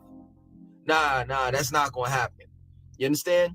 For those that want to say, well, you know, you're bitter because you went down there in Atlanta and you failed, you ain't had no money, you was broke, this and that, so forth. Let me tell you something.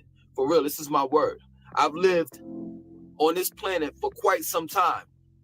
And family members and friends will tell you, out of all my life, I've worked a conventional job, a 9-to-5, where I had to answer to someone when I had a boss for probably the total of 2 years. So in other words, when I was living down there in Atlanta for close to 3 years, I never had a job. I had money. You understand? I worked. I worked for myself. You understand? I had a certain amount of money that I made. I had a lifestyle that I had and still continue to have. You understand? So I'm not bitter because I went down there and failed. I'm upset because I went down there under the notion that I was moving to a black city. And it was way different. It was going to be way different from the cities that I've lived in the past, such as Charlotte, Raleigh, Durham, Greensboro, Long Island, Glen Clove, Long Island, Brooklyn, New York, Jamaica, Queens. I just knew that Atlanta was going to be that place where I was going to be able to prosper because I was going to be amongst my people. And I was sadly mistaken when I got down there. You understand? So I'm not bitter. I'm really upset. I'm disappointed, you know, in a city that has so much potential to be great. Don't get it twisted. It could be a so-called Wakanda. You understand? It can be a so-called Black Mecca. It could be something, a city where Black people can actually thrive. I mean, not just your high, astute, you know, class of people. No, we're talking about all classes. High class, middle class, and low. You understand? But that's not what I got when I got down there. Got a lot of pain, suffering. I saw it on the faces of these same Black people that we all talk about, you know, that all these Black people that are in Atlanta and they're doing great. And then, it's just a small amount of people that's doing great. And those small amount of people are those bougie, those Black bourgeois, you know what I'm saying, boule, Black people that are willing to step on any and everyone's toes. That's real talk. See, here on this channel, I'm gonna be real. So it's those same boule bourgeois, you know what I'm saying? Boule means advisor to the king. Those same boule bourgeois uppity Negroes that learn from the slave master how to suppress their own kind. That's who's getting it down there. And that's the reality. That's the truth. You know what I'm saying? Everybody's clicked up. You have, if you're not part of a sorority or a fraternity, it's a wrap. It's a wrap. If you're not a Mason, it's a wrap. And tell me, all you Atlanteans or people that live in Atlanta or in a metro Atlanta, tell me if I'm wrong. Tell me if I'm wrong. So on today's video, we're going to build on relationships. I'm talking about women and men. And let me tell you something. If you plan on moving to Atlanta with your girl or with your man, it's going to be a big, big, big mistake. Because Atlanta is a city that's made for single people. And I'm not trying to be funny. I'm just being real. It's made, it's tailored as of now. Well, I'm not going to say as of now because people seem to they seem to forget, or they don't realize that Atlanta has been, it's been freaky like that. This is nothing new. This is not transplants moving in and changing things around and in that aspect.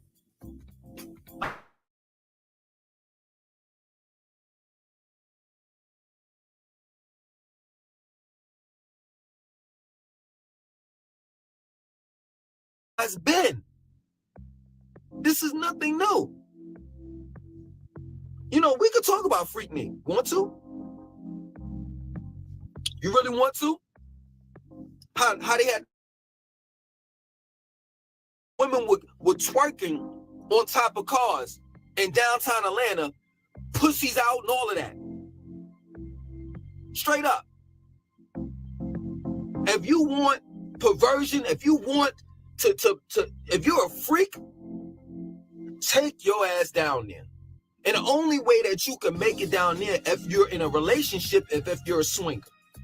And if you don't know what a swinger is, that means, you know, you go to, you know, you hand over your girl, you hand over your dude.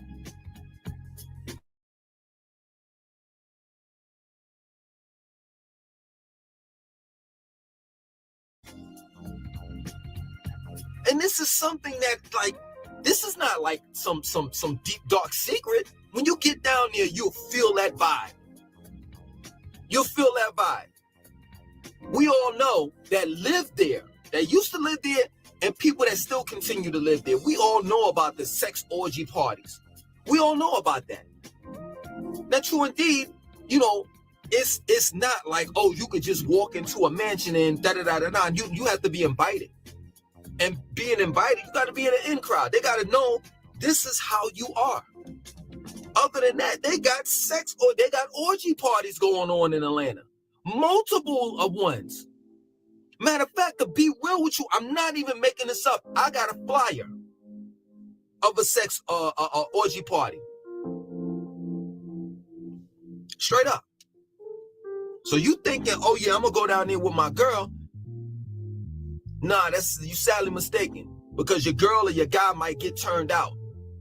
Straight up. And speaking of getting turned out, let's not talk about the guys that's on the DL. You know what I'm saying? They like Clark Clint. You know, they go into the phone booth. They heterosexual, you know, in the morning, and then they go into the phone booth and change. You know, like how Superman is, and they go into the phone booth at night and change and come out homosexual. Straight up. And that's real talk. So you going down there, you thinking your man is heterosexual. He's saying he going out with the boys and doing this and doing that. Next thing you know, you find out he's on a DL, the down low. And the gay men down there don't have no problem with exposing heterosexual men. Matter of fact, they get a kick out of it. Straight up, I've seen several videos where these you know, these gay men, you know, talk about how, you know, they turned your man out. But you can't blame it. How could you blame them, women? How could you blame them? Because you accepted them in your circle. And it's crazy because women, the ratio down there is 18-1. Excuse me, 18-1. That means it's 18, every one man is 18 women. So you complaining about how there's no good man, and you know, men are either in jail, dead, strung out, deadbeat dads, etc. But you befriending a gay guy that's your competition. He's chasing after the same man that you're chasing after. And that's real talk. At Booking.com, we're more than just hotels, we're tree houses.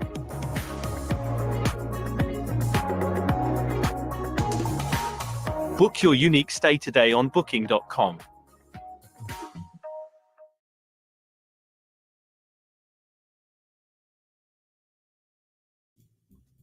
That's real talk. All these women got BBLs, fake eyelashes. I'm talking about across the board. This is normal. Fake eyelashes, fake asses, fake tits, pounds of makeup. I'm not making this up. Straight up. Go figure. I'm not making this, no pun intended. I'm not making this up. Straight up. Pounds of makeup. And you see them every day. Yellow, red, pink hair. Movie with Halle Berry first came out called Baps. That's exactly how these women look. In the very beginning of the movie. Not when, you know, they cleaned her up and all of that stuff and she started looking, I guess, you know, sophisticated. I never knew Atlanta was like this, man. Never, ever. And I've been to Atlanta, you know what I'm saying? But to go down there and see the type of fuckery that I saw, it was just amazing to me. And I'm talking about fancy restaurants these broads be at. Straight up. And everybody's looking for a come up, especially the women. You got women down there, got fake this, fake that, you know, but at the same time, they got fake this, fake that, cost thousands upon thousands of dollars to get, you know, these surgeries to enhance their looks. You thinking, oh, you know, she spent this, she spent that. Nah, she probably got it off of some drug dealer or some dude that hooked her up with it. And if she didn't get it from that, people don't even realize Medicaid covers that. Straight up. Medicaid covers some of the plastic surgery. This is the reason why you see a whole lot of black women, just being real, black women getting plastic surgery these days. Because Medicaid covers it. I've done the research. That's a fact. If you don't believe me, check it out. I'm saying Medicaid may not cover everything, but they cover some of the plastic surgery, as well as if you're getting your, just being real, your penis removed, you know, you're transitioning in, if you're a woman transitioning into a man, or if you're a man transitioning into a woman. If you don't believe me, check it out. Because some of y'all think that I'm lying about this stuff. But they broke, you know what I'm saying? They IG my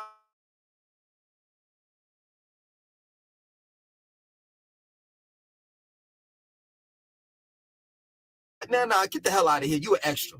That's what you are.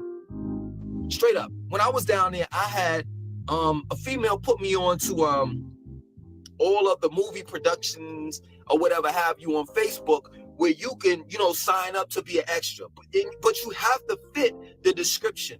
You know what I'm saying? If they're looking for, like, say, for example, they look for a tall black man with a bald head, medium built, hey, you get the job. But they're basically minimum wage, like $12.15 an hour, and they treat you like shit on a set. But let a man that's from Atlanta, that's living in Atlanta, or a woman that's an aspiring model, whatever, overall, or a woman, let them tell you, oh, they've been in big movies, these commercials, you was an extra. That's all you were. That's all you were. You got paid just like anybody else would get paid on a regular job. And you got to bust your ass to work yourself up to getting like a part, like not a main part in a movie, just a regular part. Like opening the door for someone in a movie and them saying thanks and you're saying you're welcome, sir. You got to bust your ass to get to that point. People don't even realize it. These women are out there broke as shit, want to be models and IG models and all the rest of that shit. Broke as shit, sleeping on futons, air beds, on the floor. I've seen it, heard it. I've heard it and seen it all. These same women can't afford to feed themselves. So they got to go out on dates just to get fed. That's a hustle down there. You take your ass down there wanting to get in a relationship. You take your ass down there with your female, your significant other, your husband, your fiance. And I can get, because Atlanta will swallow you up whole. And I've been a victim to it to a certain extent. You know what I'm saying? And what I mean by that is the mentality. The mentality. When you get down there, man, this is my story. And it wasn't none of that homosexual stuff, none of that chasing after women. It was chasing after the quote unquote bag. I had to get the money. And I lost interest in my own family because I was so focused on the money. Now, some people may say, well, man, shit, you could go anywhere, like, in, let's say, New York, Houston, Dallas, New York City, Miami, and it's about the money. Everybody's chasing after the bag. Yes, true indeed, but when you go down to Atlanta, you thinking it's a black city, you thinking that it's kind of balanced out. Being that it's a black supposedly southern wholesome city. You're thinking it's balanced out. It's more so like family and black culture and black love.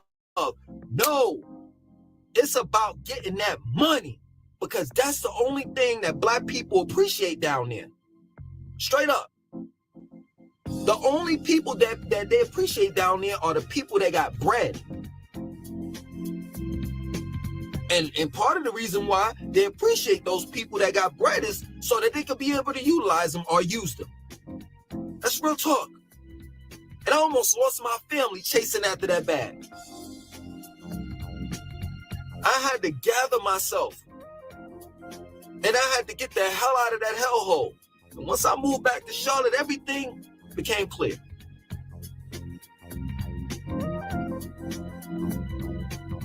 And that's real talk. As soon as I got back, everything changed and started getting better for me. My vibe changed and all of that. I almost lost the mother of my children at Northside Hospital. Yeah, I know Atlanta pretty well. You know what I'm saying? She had to go to Grady to, I'm not going to, go into detail or whatever, but she had to be treated at Grady Hospital. Yeah, also all you Grady babies. Yes, I know Atlanta pretty well. Quite well. But yeah, man, at the end of the day, you want to go down there and get, let's just say you single and you want to go down there and get into a relationship. Oh, please. Atlanta's a young city, man. There's a whole lot of young people down there that's young, and I'm just as the saying goes, young and full of cum. Everybody's fucking down there, and the AIDS epidemic is ridiculous. Y'all just don't understand, man. Y'all just don't understand. Because when you're living in other cities and other states, you don't get to look at the local news in Atlanta. You know, they had like trailers. I don't know if they still have these trailers anymore, but they had like extended trailers like outside of Grady Hospital treating AIDS patients and getting AIDS tests, because that's how big it is down there. The CDC is right down the street in Brookhaven, if I'm not mistaken. Correct me if I'm wrong, for all you Atlanteans or people that live in Metro Atlanta. I know Atlanta quite well. I looked at the news every day. Every day.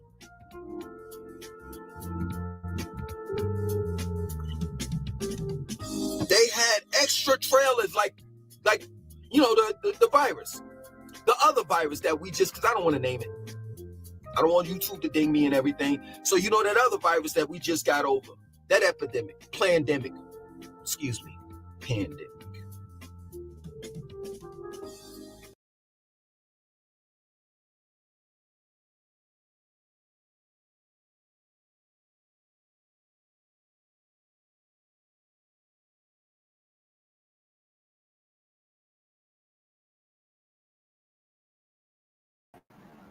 I said, I just wanted to give this perspective, because everybody try to act like this ain't going on when it's clearly an epidemic going on in our community. This is a brother giving his side of the story, you know, but it's just there. It's happening. And it's our men who are in trouble. And they're perpetrating this, you know, epidemic among our people, because they're so out of control. It's not going to change anything until the men get in order. And I know that there's some sin, you know, some people just ain't going to make it, granted. But if this whole thing is supposed to be about prophesying and waking up the people, then when are we going to start focusing on the stuff that really, really matters? Our people are still walking around like the valley of dry bones, and they're not waking up. And they're not being awakened, and they're not addressing the issues that, you know, are plaguing our communities. It's an epidemic with these men, with these down low men, the transgender situation, the LGBT. All of this is an abomination to AHAYAH. We have to get ourselves together, and our men have to get themselves in order. And beating up women with these other situations is not helping. And you're going to have to start speaking up and letting people know, no. Well, what about this? Well, what about this? When is there going to be some change? These are our people, and these are the situations that's plaguing our communities, with our men are in these fey relationships. This is why the daughters of Zion, they ain't got no man. So it's hard to beat up a daughter of Zion and tell her how good she needs to be and how righteous she needs to be when there is no brothers there. What, you want them to look at themselves? Just stand around looking at each other? Why not get with these men? It's a shortage enough. Women are outnumbering men anyway. So have this in jail population. They ain't going into the prison speaking to these brothers. What, I mean, it's just like, I don't know. Listen, I just thought I'll bring it out, and we can go into a little bit of scripture. Let's go into Jonah and why he had to go prophesy on Nineveh, because it was of the wickedness. This is the sign that we're supposed to see in this day. The sign of Jonah. This is what we're supposed to be seeing. I'm not going to read a lot. I'm just going to go into it. Because it's like these brothers are acting like Jonah. They don't want to focus on what what's plaguing for the Most High. They just want to point out Esau, which is good. Okay, we got that. I'm not saying that they don't need to hear about Esau, but to be always blaming Esau for everything. Oh, now the Esau is sending out the women and they're using the women against them, and everything is the problem except Judah. Supposed to be standing up, getting the other nations together, the other tribes. But you gotta, what's plaguing Judah? What's stopping Judah? All of this wickedness that Judah is participating in. It has to be addressed. You cannot just sweep this under the rug. How long are you going to sweep it under the rug and try to act like it's everybody else's fault? How long? This is why we will not have any men, because they're not trying to prophesy to them. They're not trying to, get them together and get their acts together, so they're going to perish. This is why the men will perish. This is why the women will have no husbands. This is why, because there's so much wickedness going on in the house of Judah. Judah is the head tribe. They are responsible. Get yourselves together, brothers. You are the head tribe. You have to make the change. You have to bring this to attention, because all the tribes will follow you. So when you stand up and make a stand for AHAYAH regarding the mess that's being made, and stop blaming everybody else, and you get yourself together and you get these men together, then the other nations will be gladly follow you. But because Judah is in such a disarray, they can't even get themselves together, let alone the 12 tribes to follow them. It's a bunch of wickedness all around the board. So let me let's go read about it. Share my screen. Hold on. We're going into the scriptures. Let's go on into Judah. Into the book of Jonah, because it's the same thing. They running from it. They try to act like everything else is important instead of dealing with these men. Jonah flees the presence of AHAYAH. Now the word of AHAYAH came to Jonah, the son of Amittai, saying, "Arise, go to Nineveh, the great city, and cry against it, for their wickedness is come up before AHAYAH." Same thing like Atlanta. Or it's our people over there. You can't blame nobody for this. It's our people making poor choices and wicked choices against the Most High. It's an abomination. But Jonah rose up to flee unto Tarshish from the presence of AHAYAH, and went down to Joppa.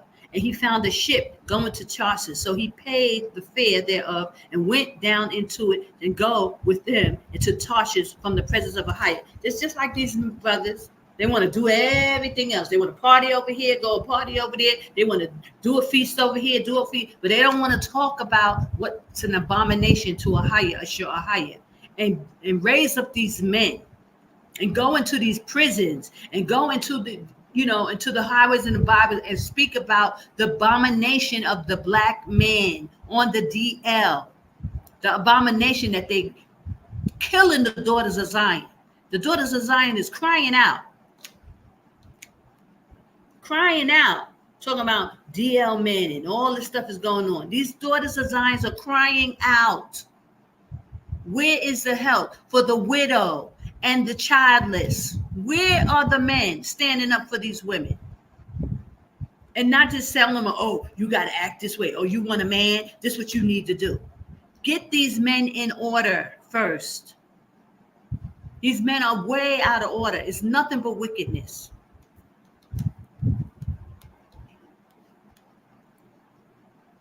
Hold on.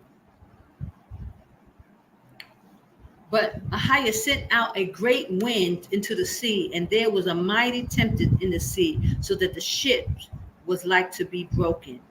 Then the mariners were afraid, and cried every man into his power, and cast forth the wares that in the ship into the sea, to lighten it of them. But Jonah was going down into the sides of the ship, and he lay and was fast asleep.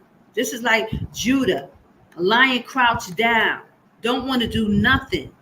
This is what maybe the Most High talking about with crouch down, dealing with homosexuality, femininity, crouch down like a woman. This is what Judah is dealing with. So the shipmaster came to him and said it to him, "What meanest thou, O sleeper? Arise, call upon thy power, AHAYAH, if so be that AHAYAH will think upon us, that we perish not." So he had to wake Jonah up and tell him to please go call your power. Get back with your power. And they said, everyone to his fellow, come and let us cast lot, that we may know for whose cause this evil is upon us. So they cast lots, and the lot fell on Jonah. This is Judah. Judah is the problem. The men of the Most High, they got to get themselves together.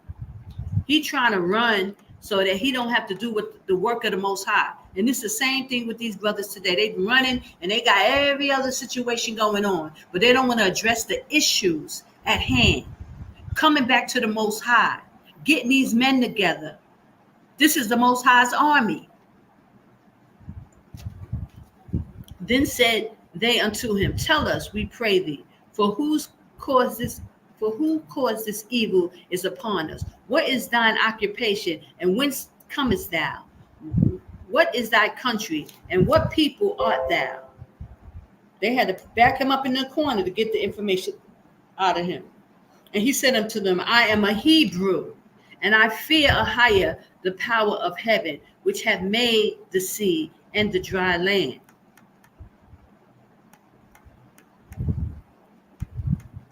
Hold on. Then were the men exceedingly afraid and said unto him, why hast thou done this? For the men knew that he fled from the presence of AHAYAH, because he had told them. And they said unto him, what shall we do unto thee, that the sea may be calm unto us? For the sea wrought and was tempest. And he said unto them, take me up and cast me forth into the sea. So shall the sea be calm unto you. For I know what my sake this great tempest is upon you. I know that for my sake this tempest is upon you. Nevertheless, the men rowed harder to bring it to the land, but they could not, for the sea wrought, and it was tempestuous against them. And when they cried unto AHAYAH, he said, wherefore they cried unto AHAYAH, he said, we beseech thee, O AHAYAH, we beseech thee, let us not perish for this man's life, and lay not upon us innocent blood, for thou, AHAYAH, hast done as it pleased thee. So they took up Jonah and cast him forth into the sea. They threw him overboard because they didn't want that problem. They didn't want to fight with the Most High. And the sea ceased from her raging. Then the men feared AHAYAH exceedingly and offered a sacrifice to AHAYAH and made vows. Praise AHAYAH Bahashem Yashaya. Hold on. Listen. And they said, every one to his fellow, come and let us cast. Oh, no, we did that one. I'm sorry. This one. Okay. The great fish swallowed Jonah. Now AHAYAH had prepared a great fish to swallow up Jonah. And Jonah was in the belly of the fish 3 days and 3 nights. And this is just like with Christ. This is given. And then Jonah prayed unto AHAYAH, his power, out of the fish's belly, and said, I cried by reason of my affliction unto AHAYAH, and he heard me. Out of the belly of hell I cried, and thou heardest my voice. For thou hadst cast me into the deep, in the midst of the seas, and the floods compassed me about. All thy billows and thy waves passed over me. Then I said, I am cast out of thy sight, yet I will look again towards the holy temple. Now you want to look at towards the holy temple. The waters compass me about, even to the soul. and the depths closed me around about, and the weeds were wrapped about my head. I went down to the bottom of the mountains. The earth with her bars was about me forever. Yet hast thou brought up my life from corruption, O AHAYAH, my power. When my soul fainted within me, I remembered AHAYAH, and my prayer came in unto thee, unto thy holy temple. They that observe lying vanities forsake their own mercy. But I will sacrifice unto thee with the voice of thanksgiving. I will pay that I have vowed. Salvation is of the AHAYAH. And AHAYAH spoke unto the fish, and it vomited out Jonah unto the dry land. Right where he's supposed to prophesy.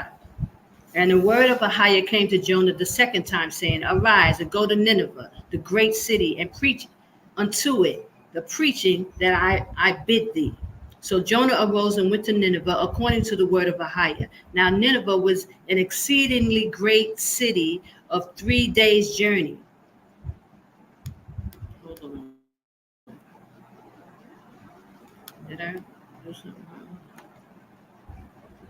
Hold on. Of 3 days. And Jonah began to enter into the city a day's journey, and he cried, saying, Yet 40 days, and Nineveh shall be overthrown. So the people of Nineveh believed AHAYAH and proclaimed a fast and put on sackcloth from the greatest of them even unto the least. Now listen, okay? All he had to do was go there, and the people heard, and they went into a fast. So don't say like, oh, it's useless. The Most High, we are supposed to be talking to the people. And this is what the men are supposed to, the men are supposed to be talking to the people. The flock are men. So the men have to get up and go and prophesy to the Most High's people and tell them their wickedness so they could get themselves together. This is the sign of Nineveh. This is a sign of Jonah. So the people of Nineveh believed AHAYAH and proclaimed a fast. With all the wickedness they had going on, they still proclaimed a fast and put on sackcloth from the greatest of them even unto the least of them. Look how the Most High will do, but you still have to do the work. You can't be sitting behind a camera, and then even behind the camera, you can't even open your mouth because you're scared they're going to take your camera down. So you can't even open your mouth like you're supposed to anyway, because you're worried about what Esau going to do to you. It's ridiculous. We're in the end times, and his people need to be told what to do and where to go.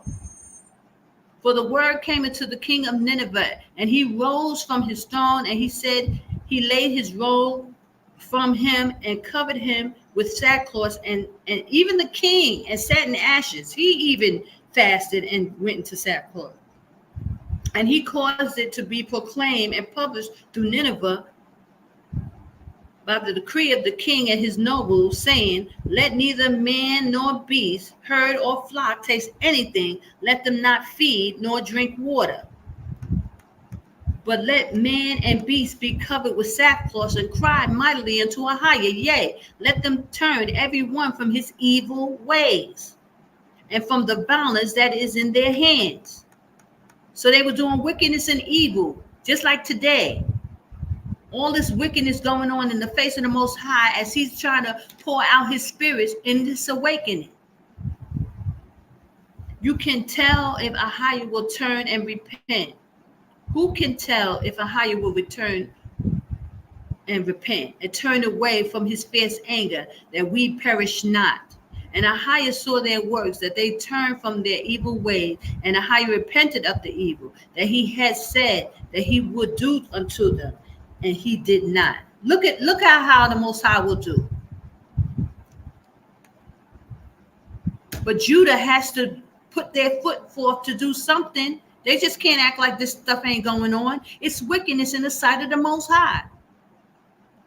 But it displeased Jonah exceedingly, and he was very angry. And he prayed unto AHAYAH and said, I pray thee, O AHAYAH, was not this my saying when I was yet in my country? Therefore I fled before unto Tarshish, for I knew that thou art a gracious power and merciful, slow to anger, and of great kindness, and repentest thee of the evil.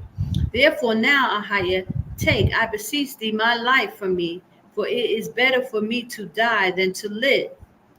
Then said AHAYAH, doest thou will be angry?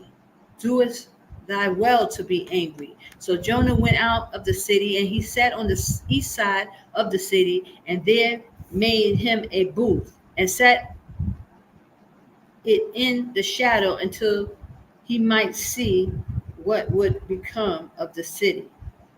So he was mad because the Most High had mercy on the city, and because he felt like, because you sent me out to prophesy, now you're gonna find grace.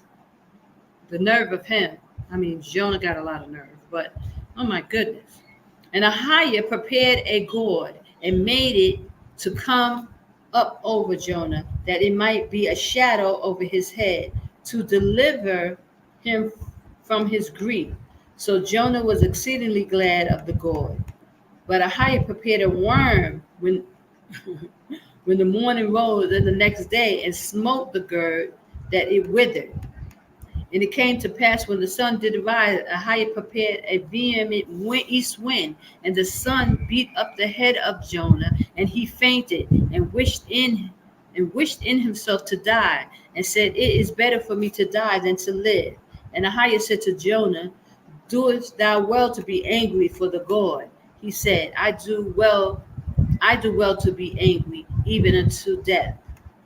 Then said AHAYAH, thou hast had pity on the gourd, for that which thou hast not labored, neither mightest it grow, which it came up in a night, and perished in the night.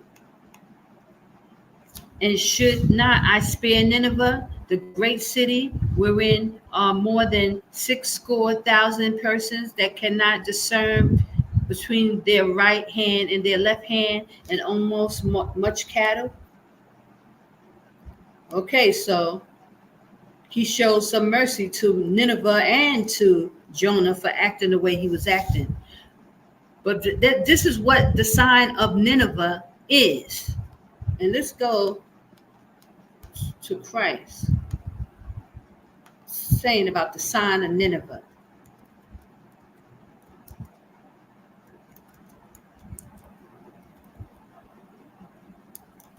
Let's see if we can get that.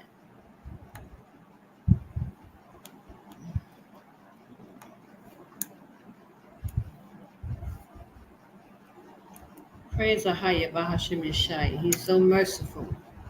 He's merciful. He didn't destroy the city. Give me a second. Our people, man. This is the sign of the end times.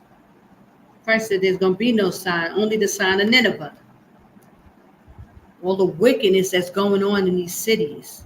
Our people are just overturned with wickedness and lust, fornication, abominations.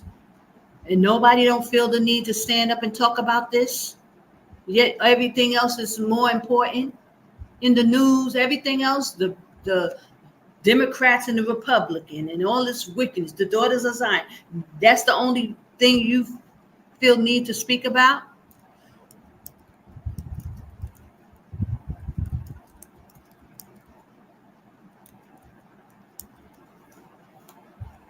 Oh, that's why I spoke it wrong. Matthew 12:38-41. Praise the higher Bashem Shaya. So 12:38. Hold on.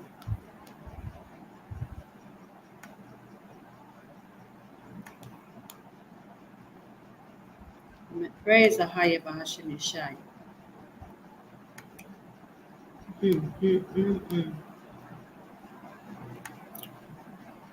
12:38. 41. Okay, here we go. Sign of Nineveh.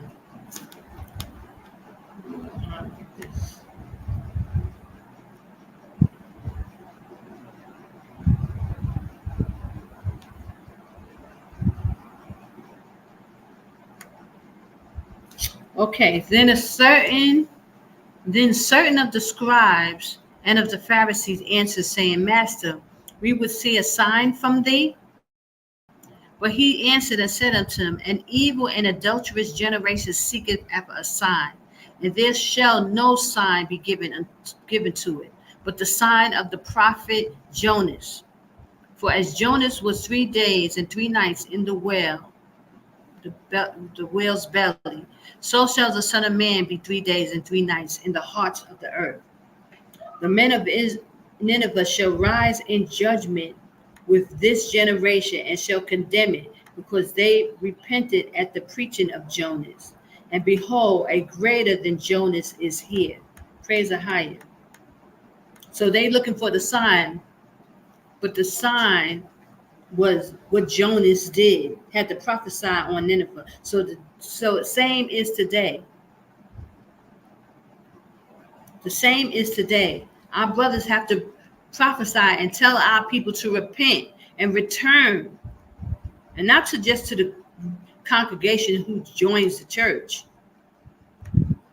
They must speak to the people, the low life, the fatherless, the child, the fatherless and the widows, and speak to these men to stop the abomination against AHAYAH. And they got to come out of Babylon. Jordan is the safe place. He said he will protect those. He will protect those found within his borders. Jordan is within the borders. And this is where the holy mountain is. So our people have to snap out of it.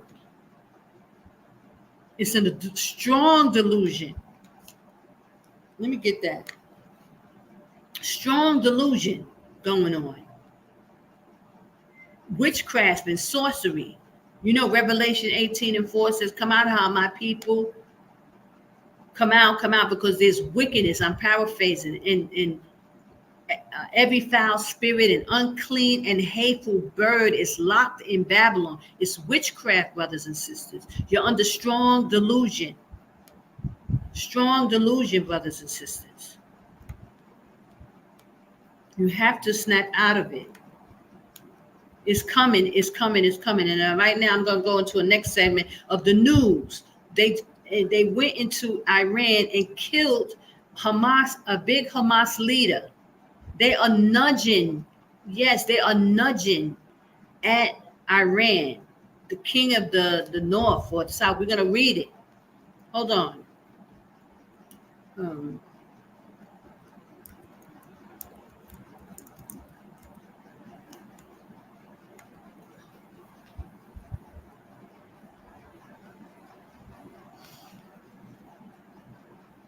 We're going to Second Thessalonians 2:7. 2 Thessalonians 2:7 down to like 14.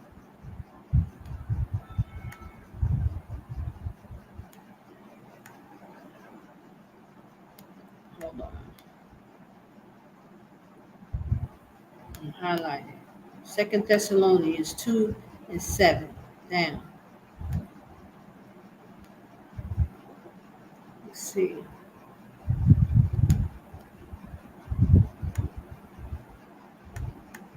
For the mystery of iniquity doeth already work. Only he who now letteth will let until it be taken out of the way.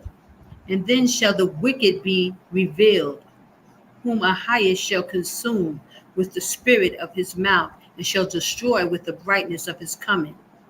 Even him whose coming is after the work of Satan, with all power and signs of lying wonders, and with all deceivableness and unrighteousness in them that perish, because they receive not the love of the truth, that they might be saved. For this cause AHAYAH shall send them strong delusion, that they should believe a lie. People are under a strong delusion, brothers and sisters, that they might be damned who believe not of the truth, but had pleasure in unrighteousness. Praise AHAYAH.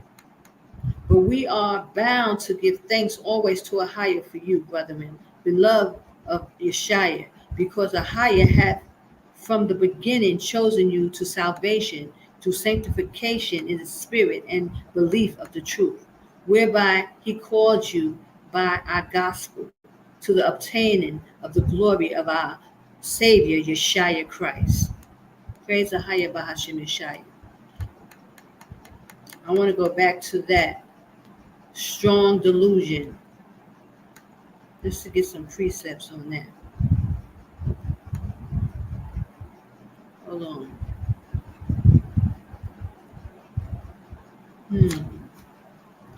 Where am I at? It's 11. Send them. Let's see.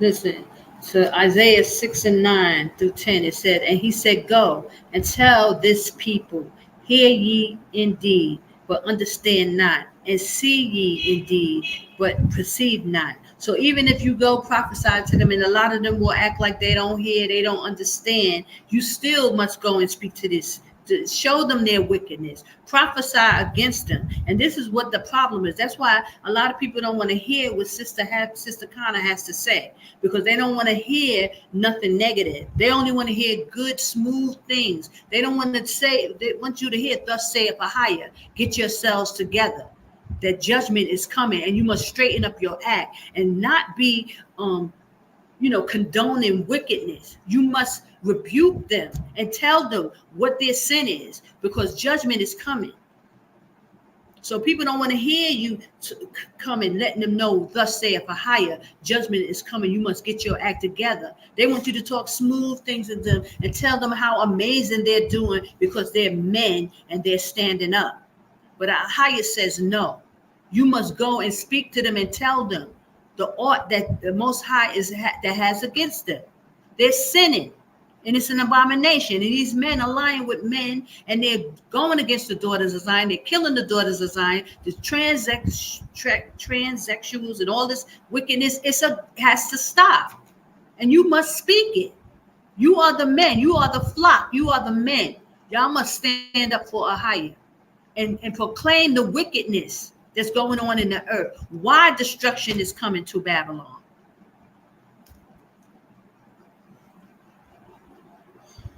Make the heart of this people fat, and make their ears heavy, and shut their eyes, lest they see with their eyes, and hear with their ears, and understand with their heart, and convert, and be healed. This is the point. And no sense of sugarcoating this information. Tell them their fault. Tell them the ought that the Most High have with them. They have to come back to AHAYAH. You have to prophesy and tell them what is the problem. Ain't no sense of you talking sweet, smooth things to these hard-headed, stiff-necked people. Jonah had to go and prophesy against Nineveh, and then they converted and they fasted, and at least they got the opportunity. The Most High will forgive their sins. But as long as you sugarcoating it for them and not giving them the real deal of how the Most High is going to bring the hammer down on them, they won't repent. They won't turn away.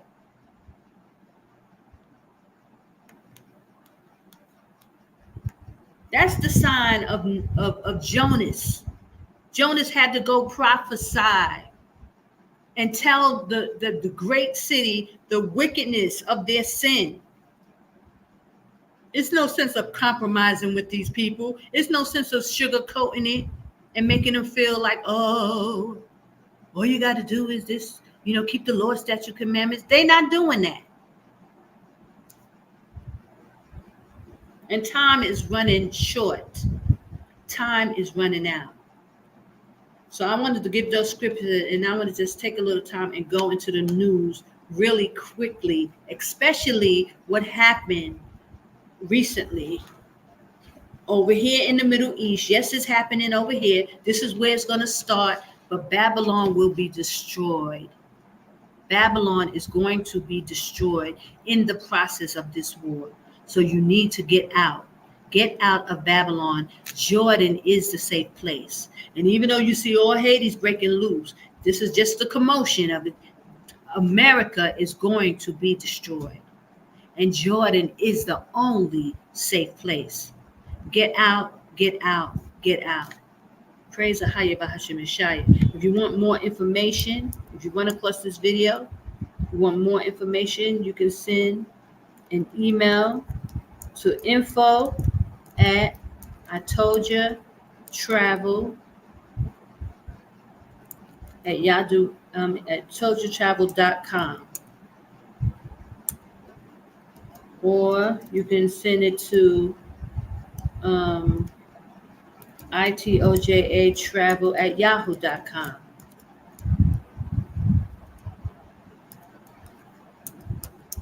Get some information on how to make it outside of Babylon. Get out, get out, get out. Jordan is the safe place. Now, give me 1 second, and we're going to go into some news about what happened here. They went into Iran.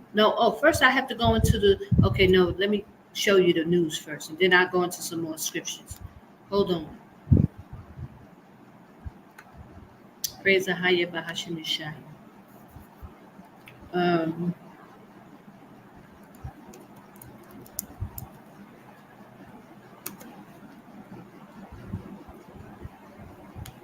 Hold on.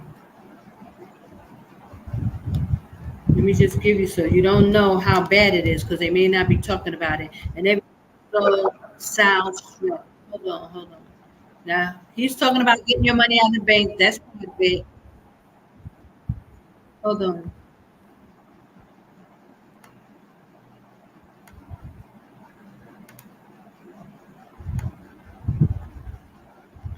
Right now.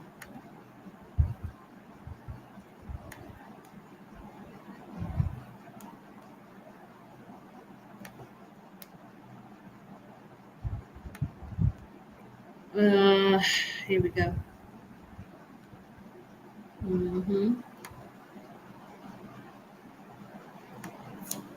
Okay. And booyah. We have a massive update, a huge story. Another political leader is taking.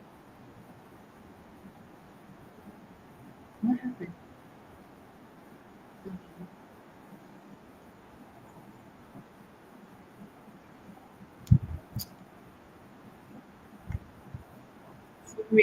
Give me a second. This is zoomed out.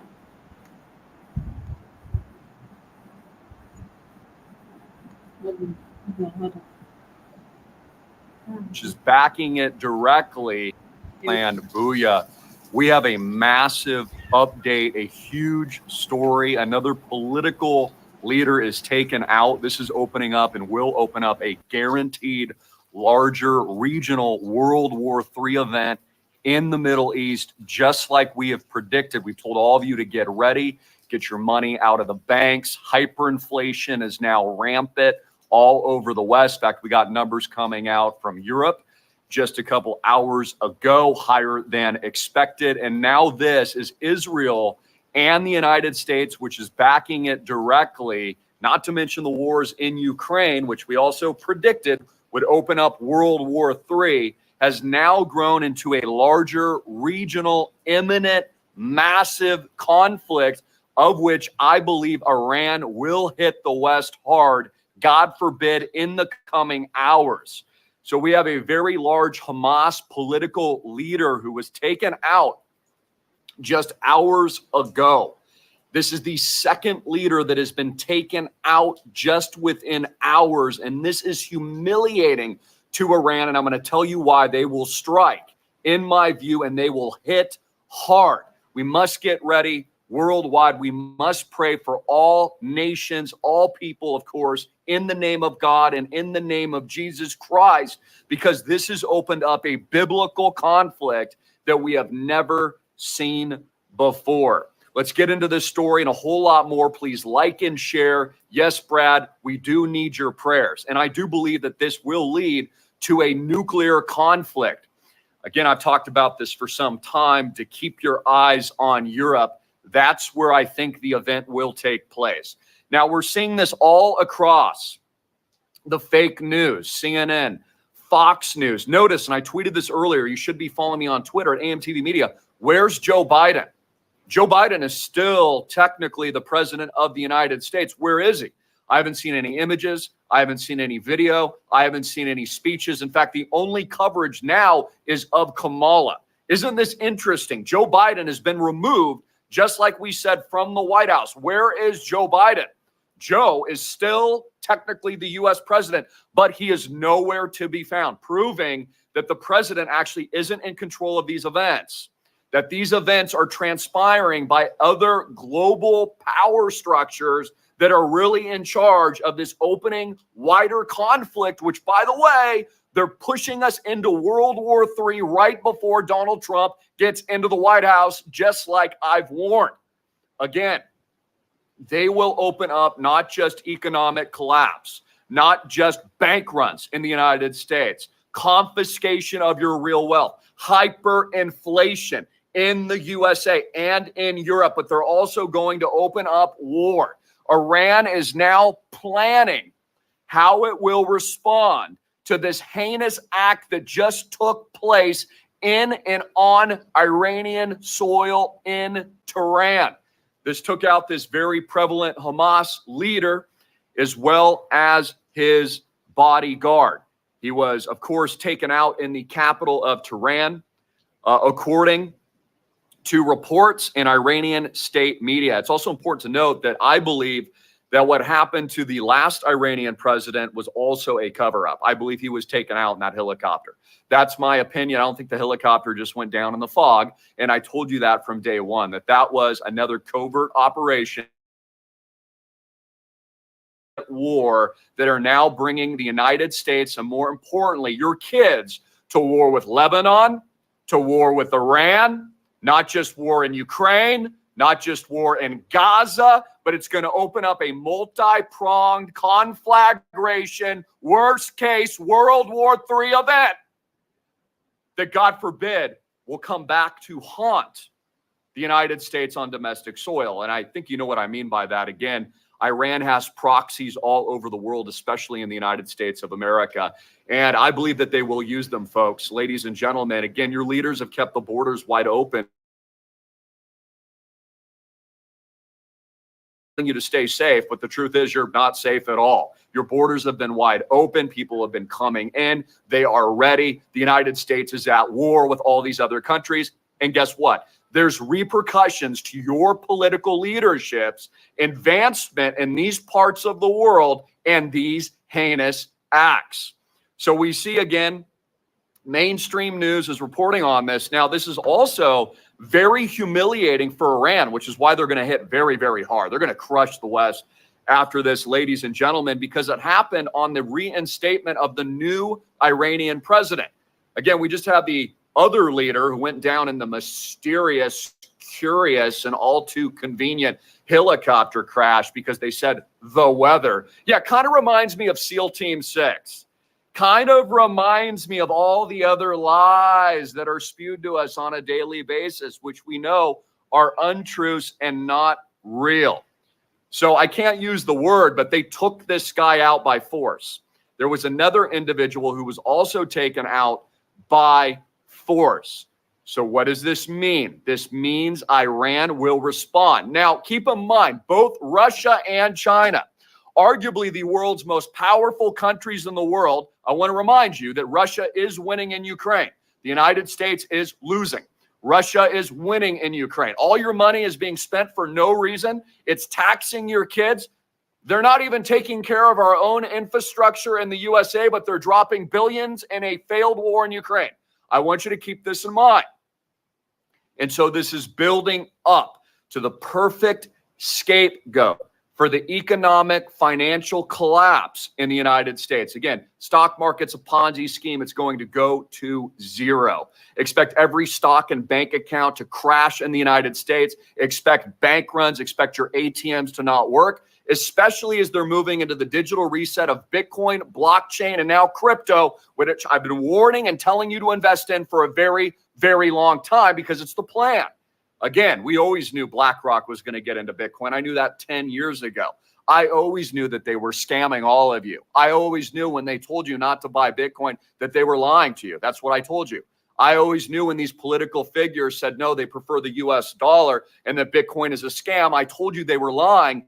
And then eventually they'd screw you out of all of your wealth, take you to war, and eventually endorse it, which is exactly what they're doing. And I'm telling you that the World War III event has officially erupted. Ladies and gentlemen, have you shared this video yet? Are you getting this critical update and this information out to the viewing public? Do you have freaking food and water? You're going to need at least 6 months to a year of food and water, ladies and gentlemen.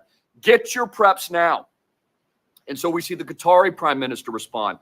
China's leadership, Xi Jinping, condemn the event. Russia is now moving. We've seen more military escalation in places like Alaska. I keep telling you to diversify your assets, get your money out of the banks, look to internationalize yourself, form communities that are focused on Jesus Christ first, with real action that protect you and your families, that protect your money, and more importantly, is saving souls. Here at the Digital Noah's Ark. Now, we see this breaking across all major news wires, not just CNN, but Fox News, MSNBC. It's the headline story. But again, the big event hasn't happened yet. So I want you to think about the tactics, the counter moves that Iran potentially will use. This includes electromagnetic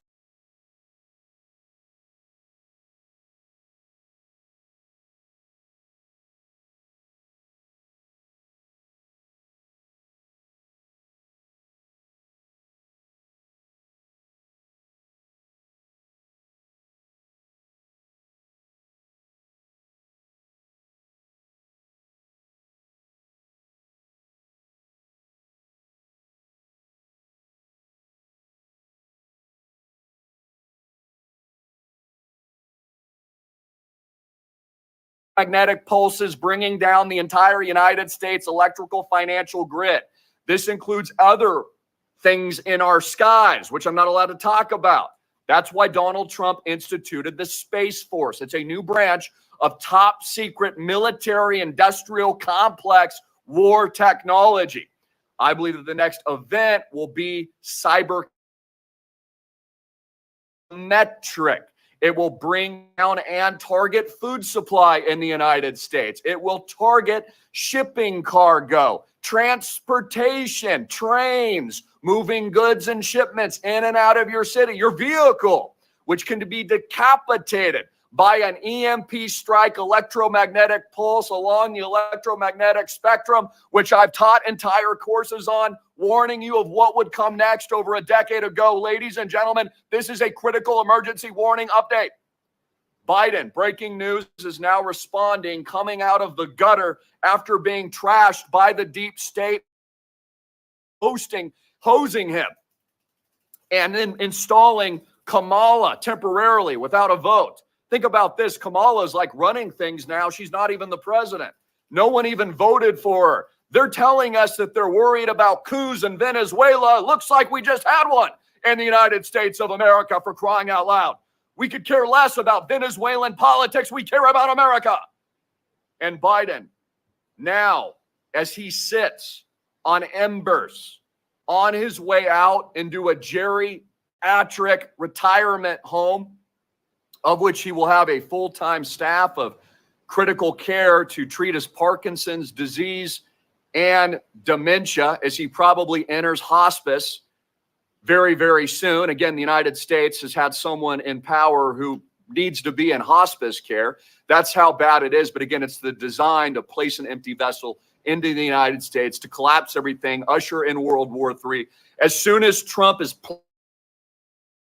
have already erupted, The economic financial collapse will be blamed on him. Americans will be panicking quite literally as a result of the economic financial capital controls that are coming to the United States of America. Now Biden says this. It's not really Biden, it's just the administration here. It says a former intelligence officer says Israel is not messing around. So Israel appears to be claiming responsibility for taking out and targeting this leader, just whacking him in broad daylight in Tehran.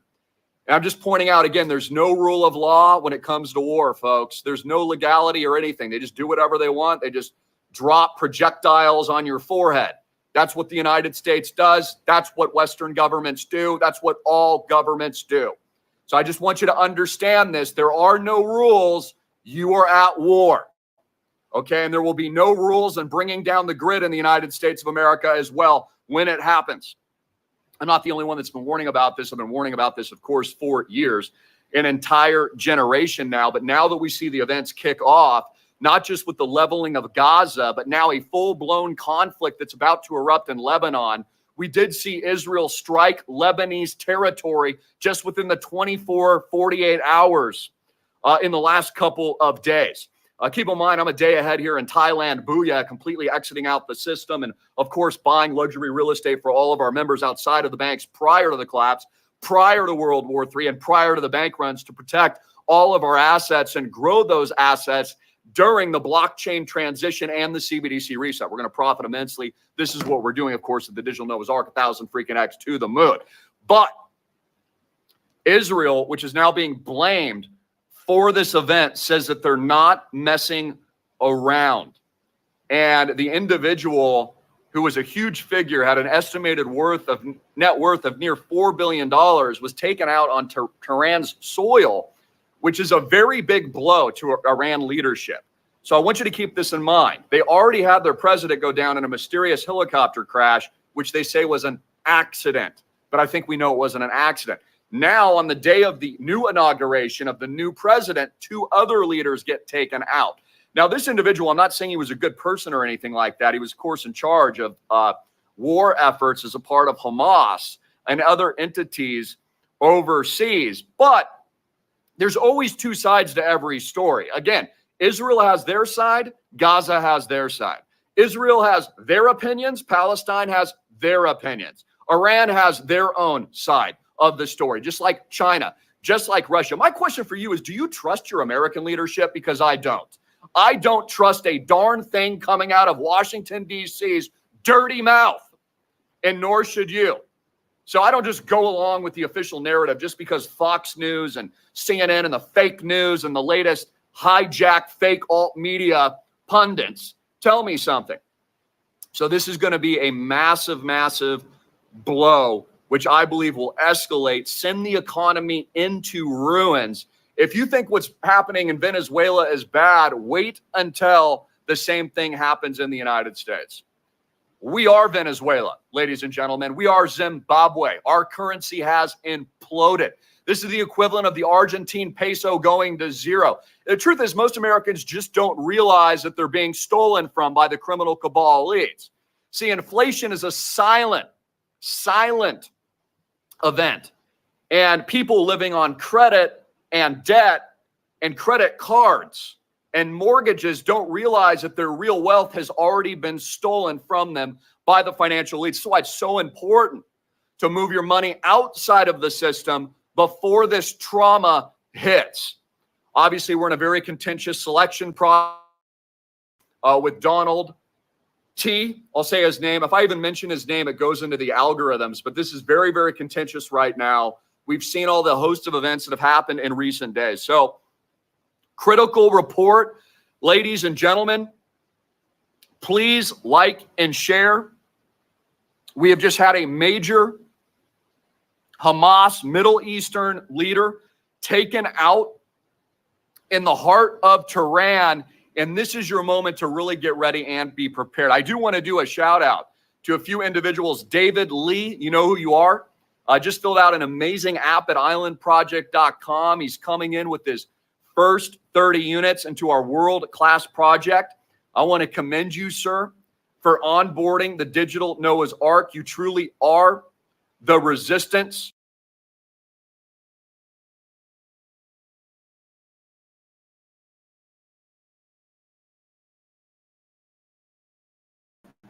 Okay, guys, so basically that's just the gist of it. They are undermining Iran and taking out their leaders. 3 months ago, they took out the president,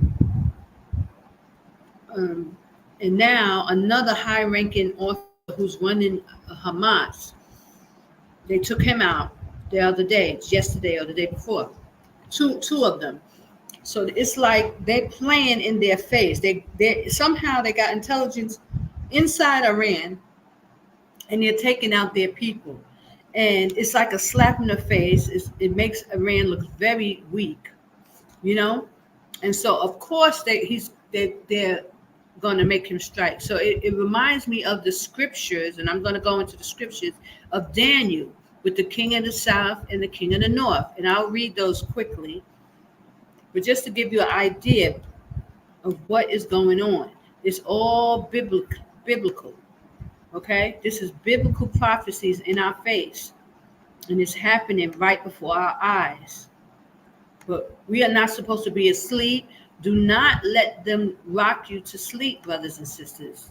With all this other stuff, it's happening so fast, you don't have time to, pay attention. But Daniel 11:40, it says, and at the time of the end, talking about the end times, you can't get around this. We are in the end times. Shall the king of the south push at him, and the king of the north shall come against him like a whirlwind. So it's showing that the king of the south, you got to read the whole paragraph. It tells you, but it starts, it's an old time prophecy, but this is coming from latter times, the time that we're in. I'll read it again. 11:40 says, and at the time of the end shall the king of the south push at him, and the king of the north shall come against him like a whirlwind, with chariots, with horsemen, and with many, many ships. And he shall enter into the countries, and shall overflow and pass over. So that's war. That's clearly war. He shall enter also into the glorious land, and many countries shall be overthrown. But these shall escape out of his hand: Edom, Moab, and the chief children of Ammon. So that's present day Jordan, brothers and sisters. Jordan will not be touched at this time. So you don't have to be afraid to come in here now, because Christ will take down Edom and Moab. Okay? So you must know that, and I'll quickly go into those scriptures because I just did it. Matter of fact, I'll read it for you after this. Okay, Edom, Moab, and the chief children of Ammon, the modern day Jordan. And the chief children, that means that there will be some ruckus here in Ammon. But that's would be just a ruckus. It's not going to be Edom destroyed and Moab destroyed. That's not going to happen now. So don't even worry about that. The scriptures tell us, and it's our schoolmaster, and it's our guide. Don't let nobody say, ooh, don't go to Jordan. Jordan is the safe place in the time of the end for the Most High's people. But I'll finish. He shall stretch forth his hand also upon the countries, and the land of Egypt shall not escape. And that really happened.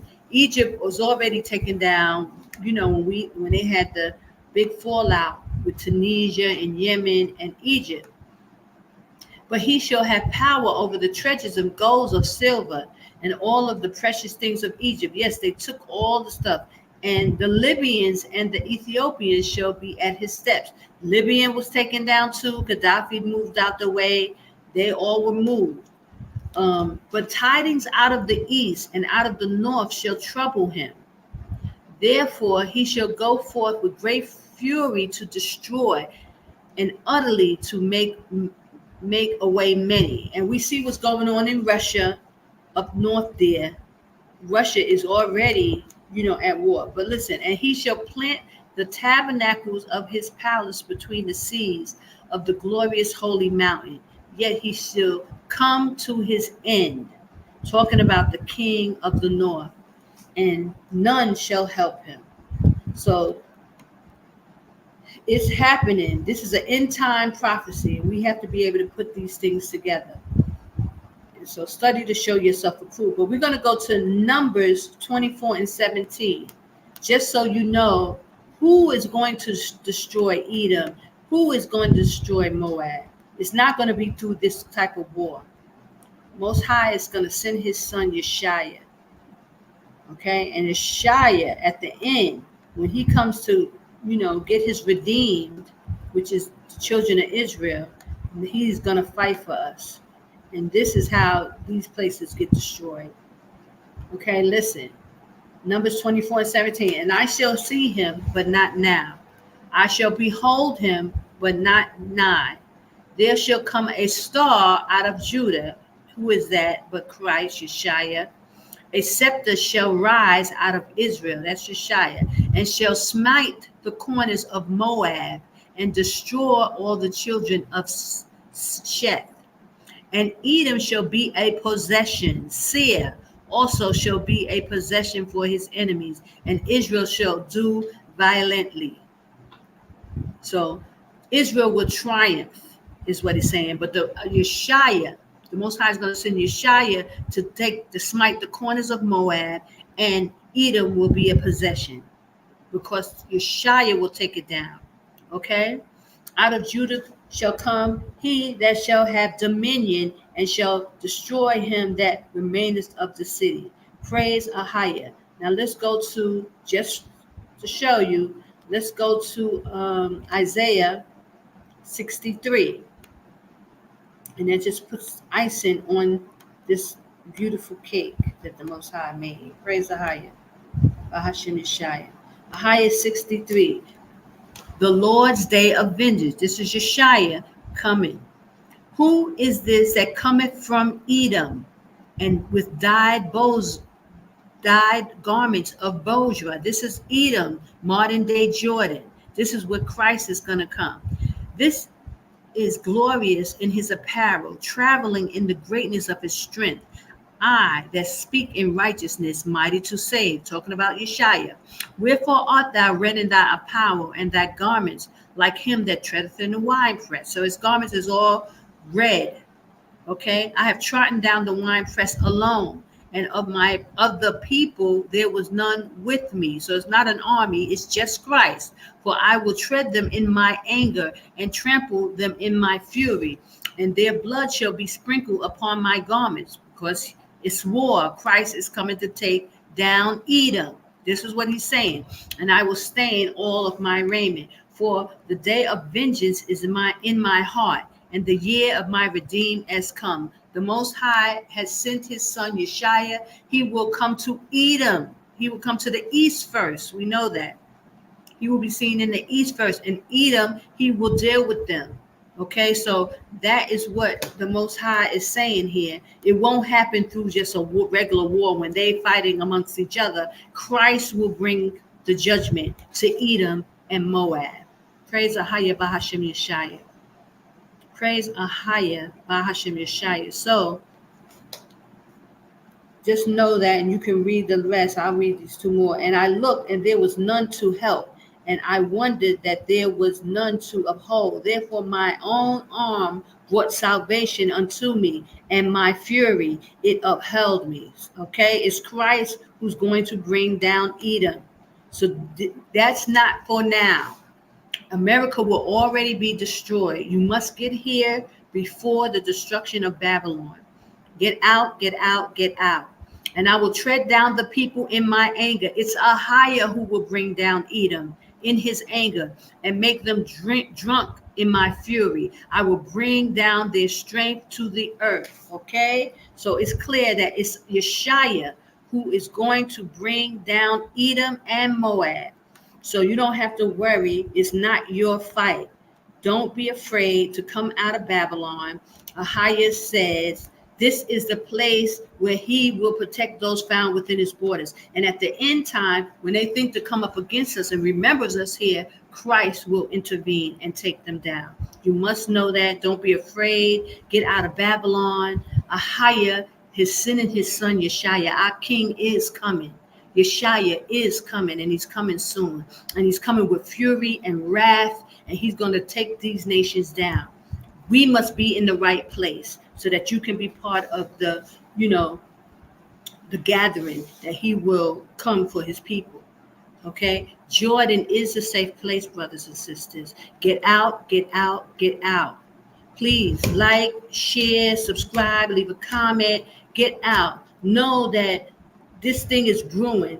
America is pushing, Israel is pushing at Iran and causing them to have to strike. They want war. They want to destroy and bring judgment to America to get rid of the children of Israel. That's why you must come out.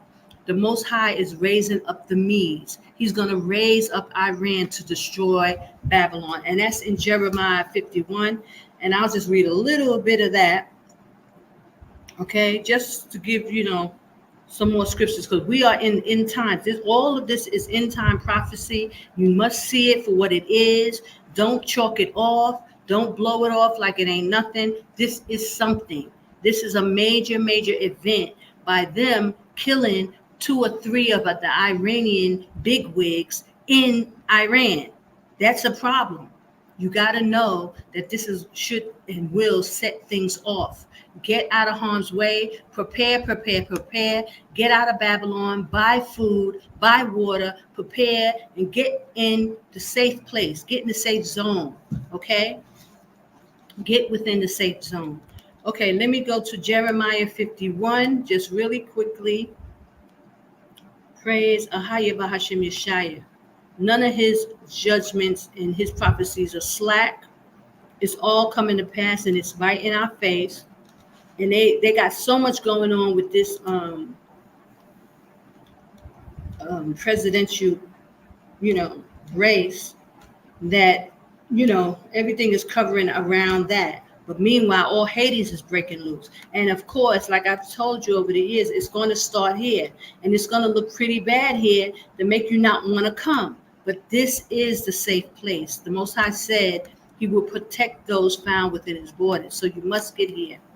Okay, the utter destruction. Okay, hold on. Give me a second. The utter destruction of Babylon. Okay, we're just going to go into that really quickly. Just to read it because it needs to be read. Because people don't want to equate what's going on with scriptures. They want to talk about everything else. They're talking about everything else, but they ain't talking about what's going on with these prophecies. Okay, the other destruction of Babylon. Thus saith AHAYAH, behold, I will raise up against Babylon, against them that dwell in the midst of them, that rise up against me, a destroying wind.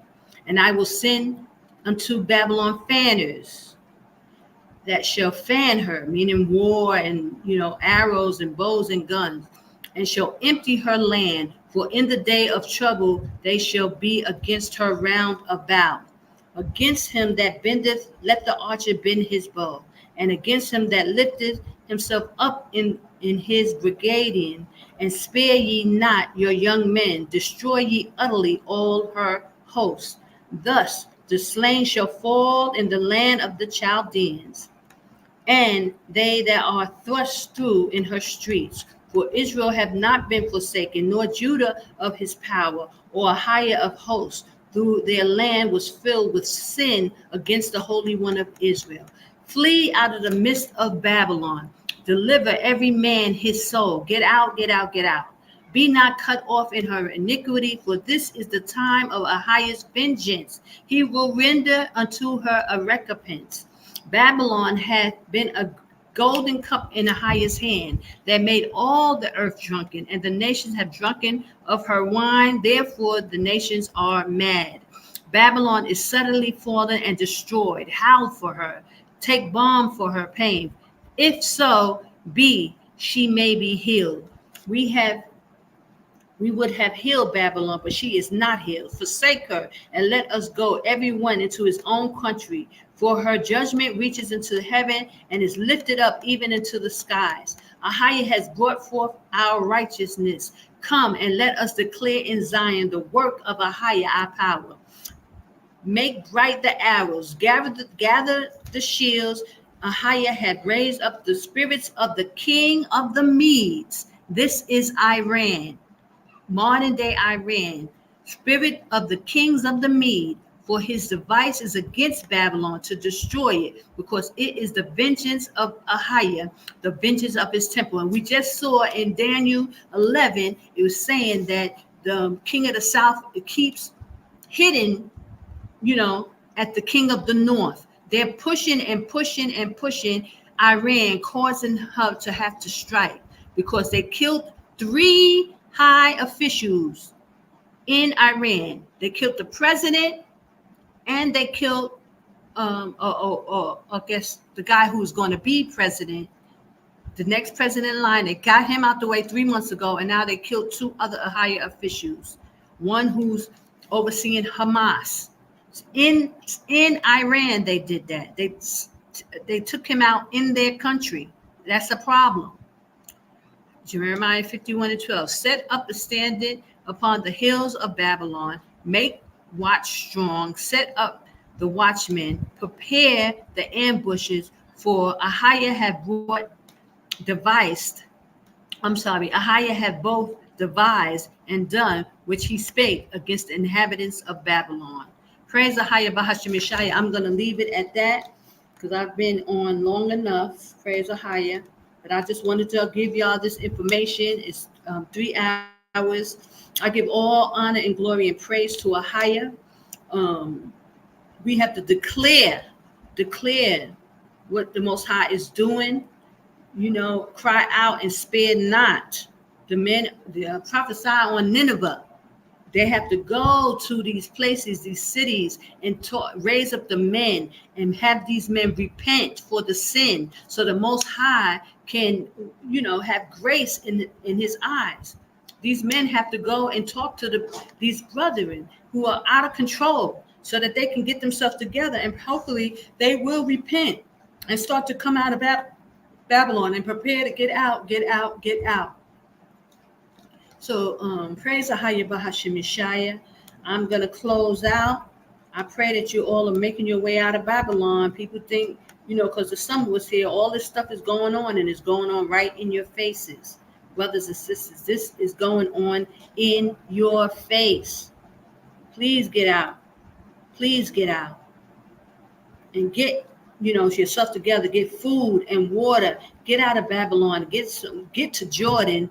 Really, that's the only place really to go. Get out in the name of Yashaya. Jordan is the safe place. I give all honor and glory and praise to AHAYAH AHAYAH Bahasham Yashaya wa Qadash wa. Shalom. Please like, share, subscribe, share it. Get the information out to our people. Let them know what's coming. It's coming, brothers and sisters. AHAYAH's prophecy is not slack. Praise AHAYAH.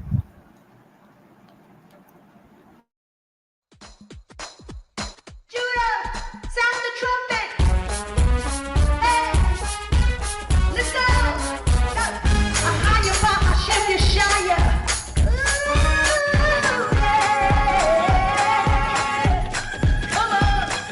Joy in my soul, AHAYAH's in control. I got Satan on my trail, but I'm singing all is well. He's attacking every day, but I'm watching while I pray. No matter the attack, I won't turn back. This means war. This means war. This generation is coming soon. This means war. No weapon formed against me shall prosper. This is war. I walked out of Babylon. Yashaya's armor on. I praise on my lips. Joy strut on my hips. No weapon formed will prosper. Cause AHAYAH is my father. No matter the attack, I won't turn back. This means war. Yashaya's coming soon, my Savior.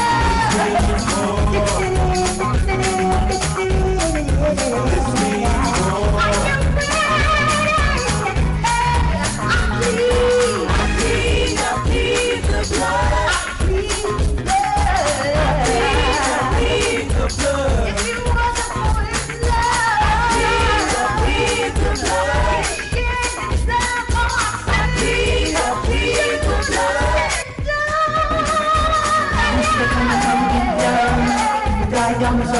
stride. You're glorious in the barrel. You're traveling with greatness and strength.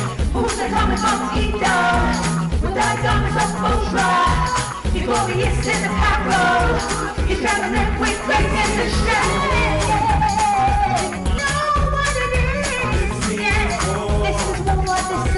Yashaya's coming soon.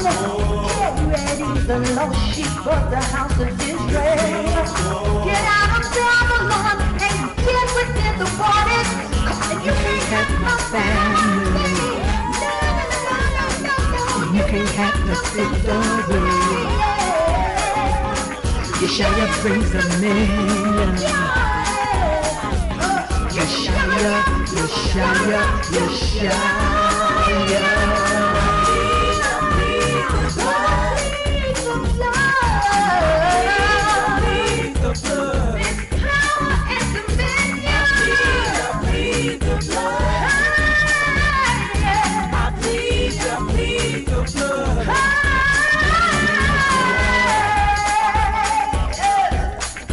We're gonna break this thing down.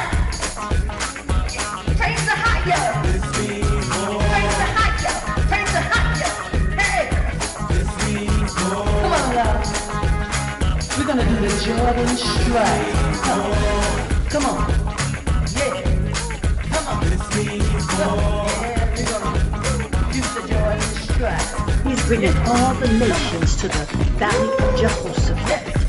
Yes, the valley of decision. Praise AHAYAH. Whose side are you on? Are you coming to the valley of Jehoshaphat? The valley of decision? Whose side are you on?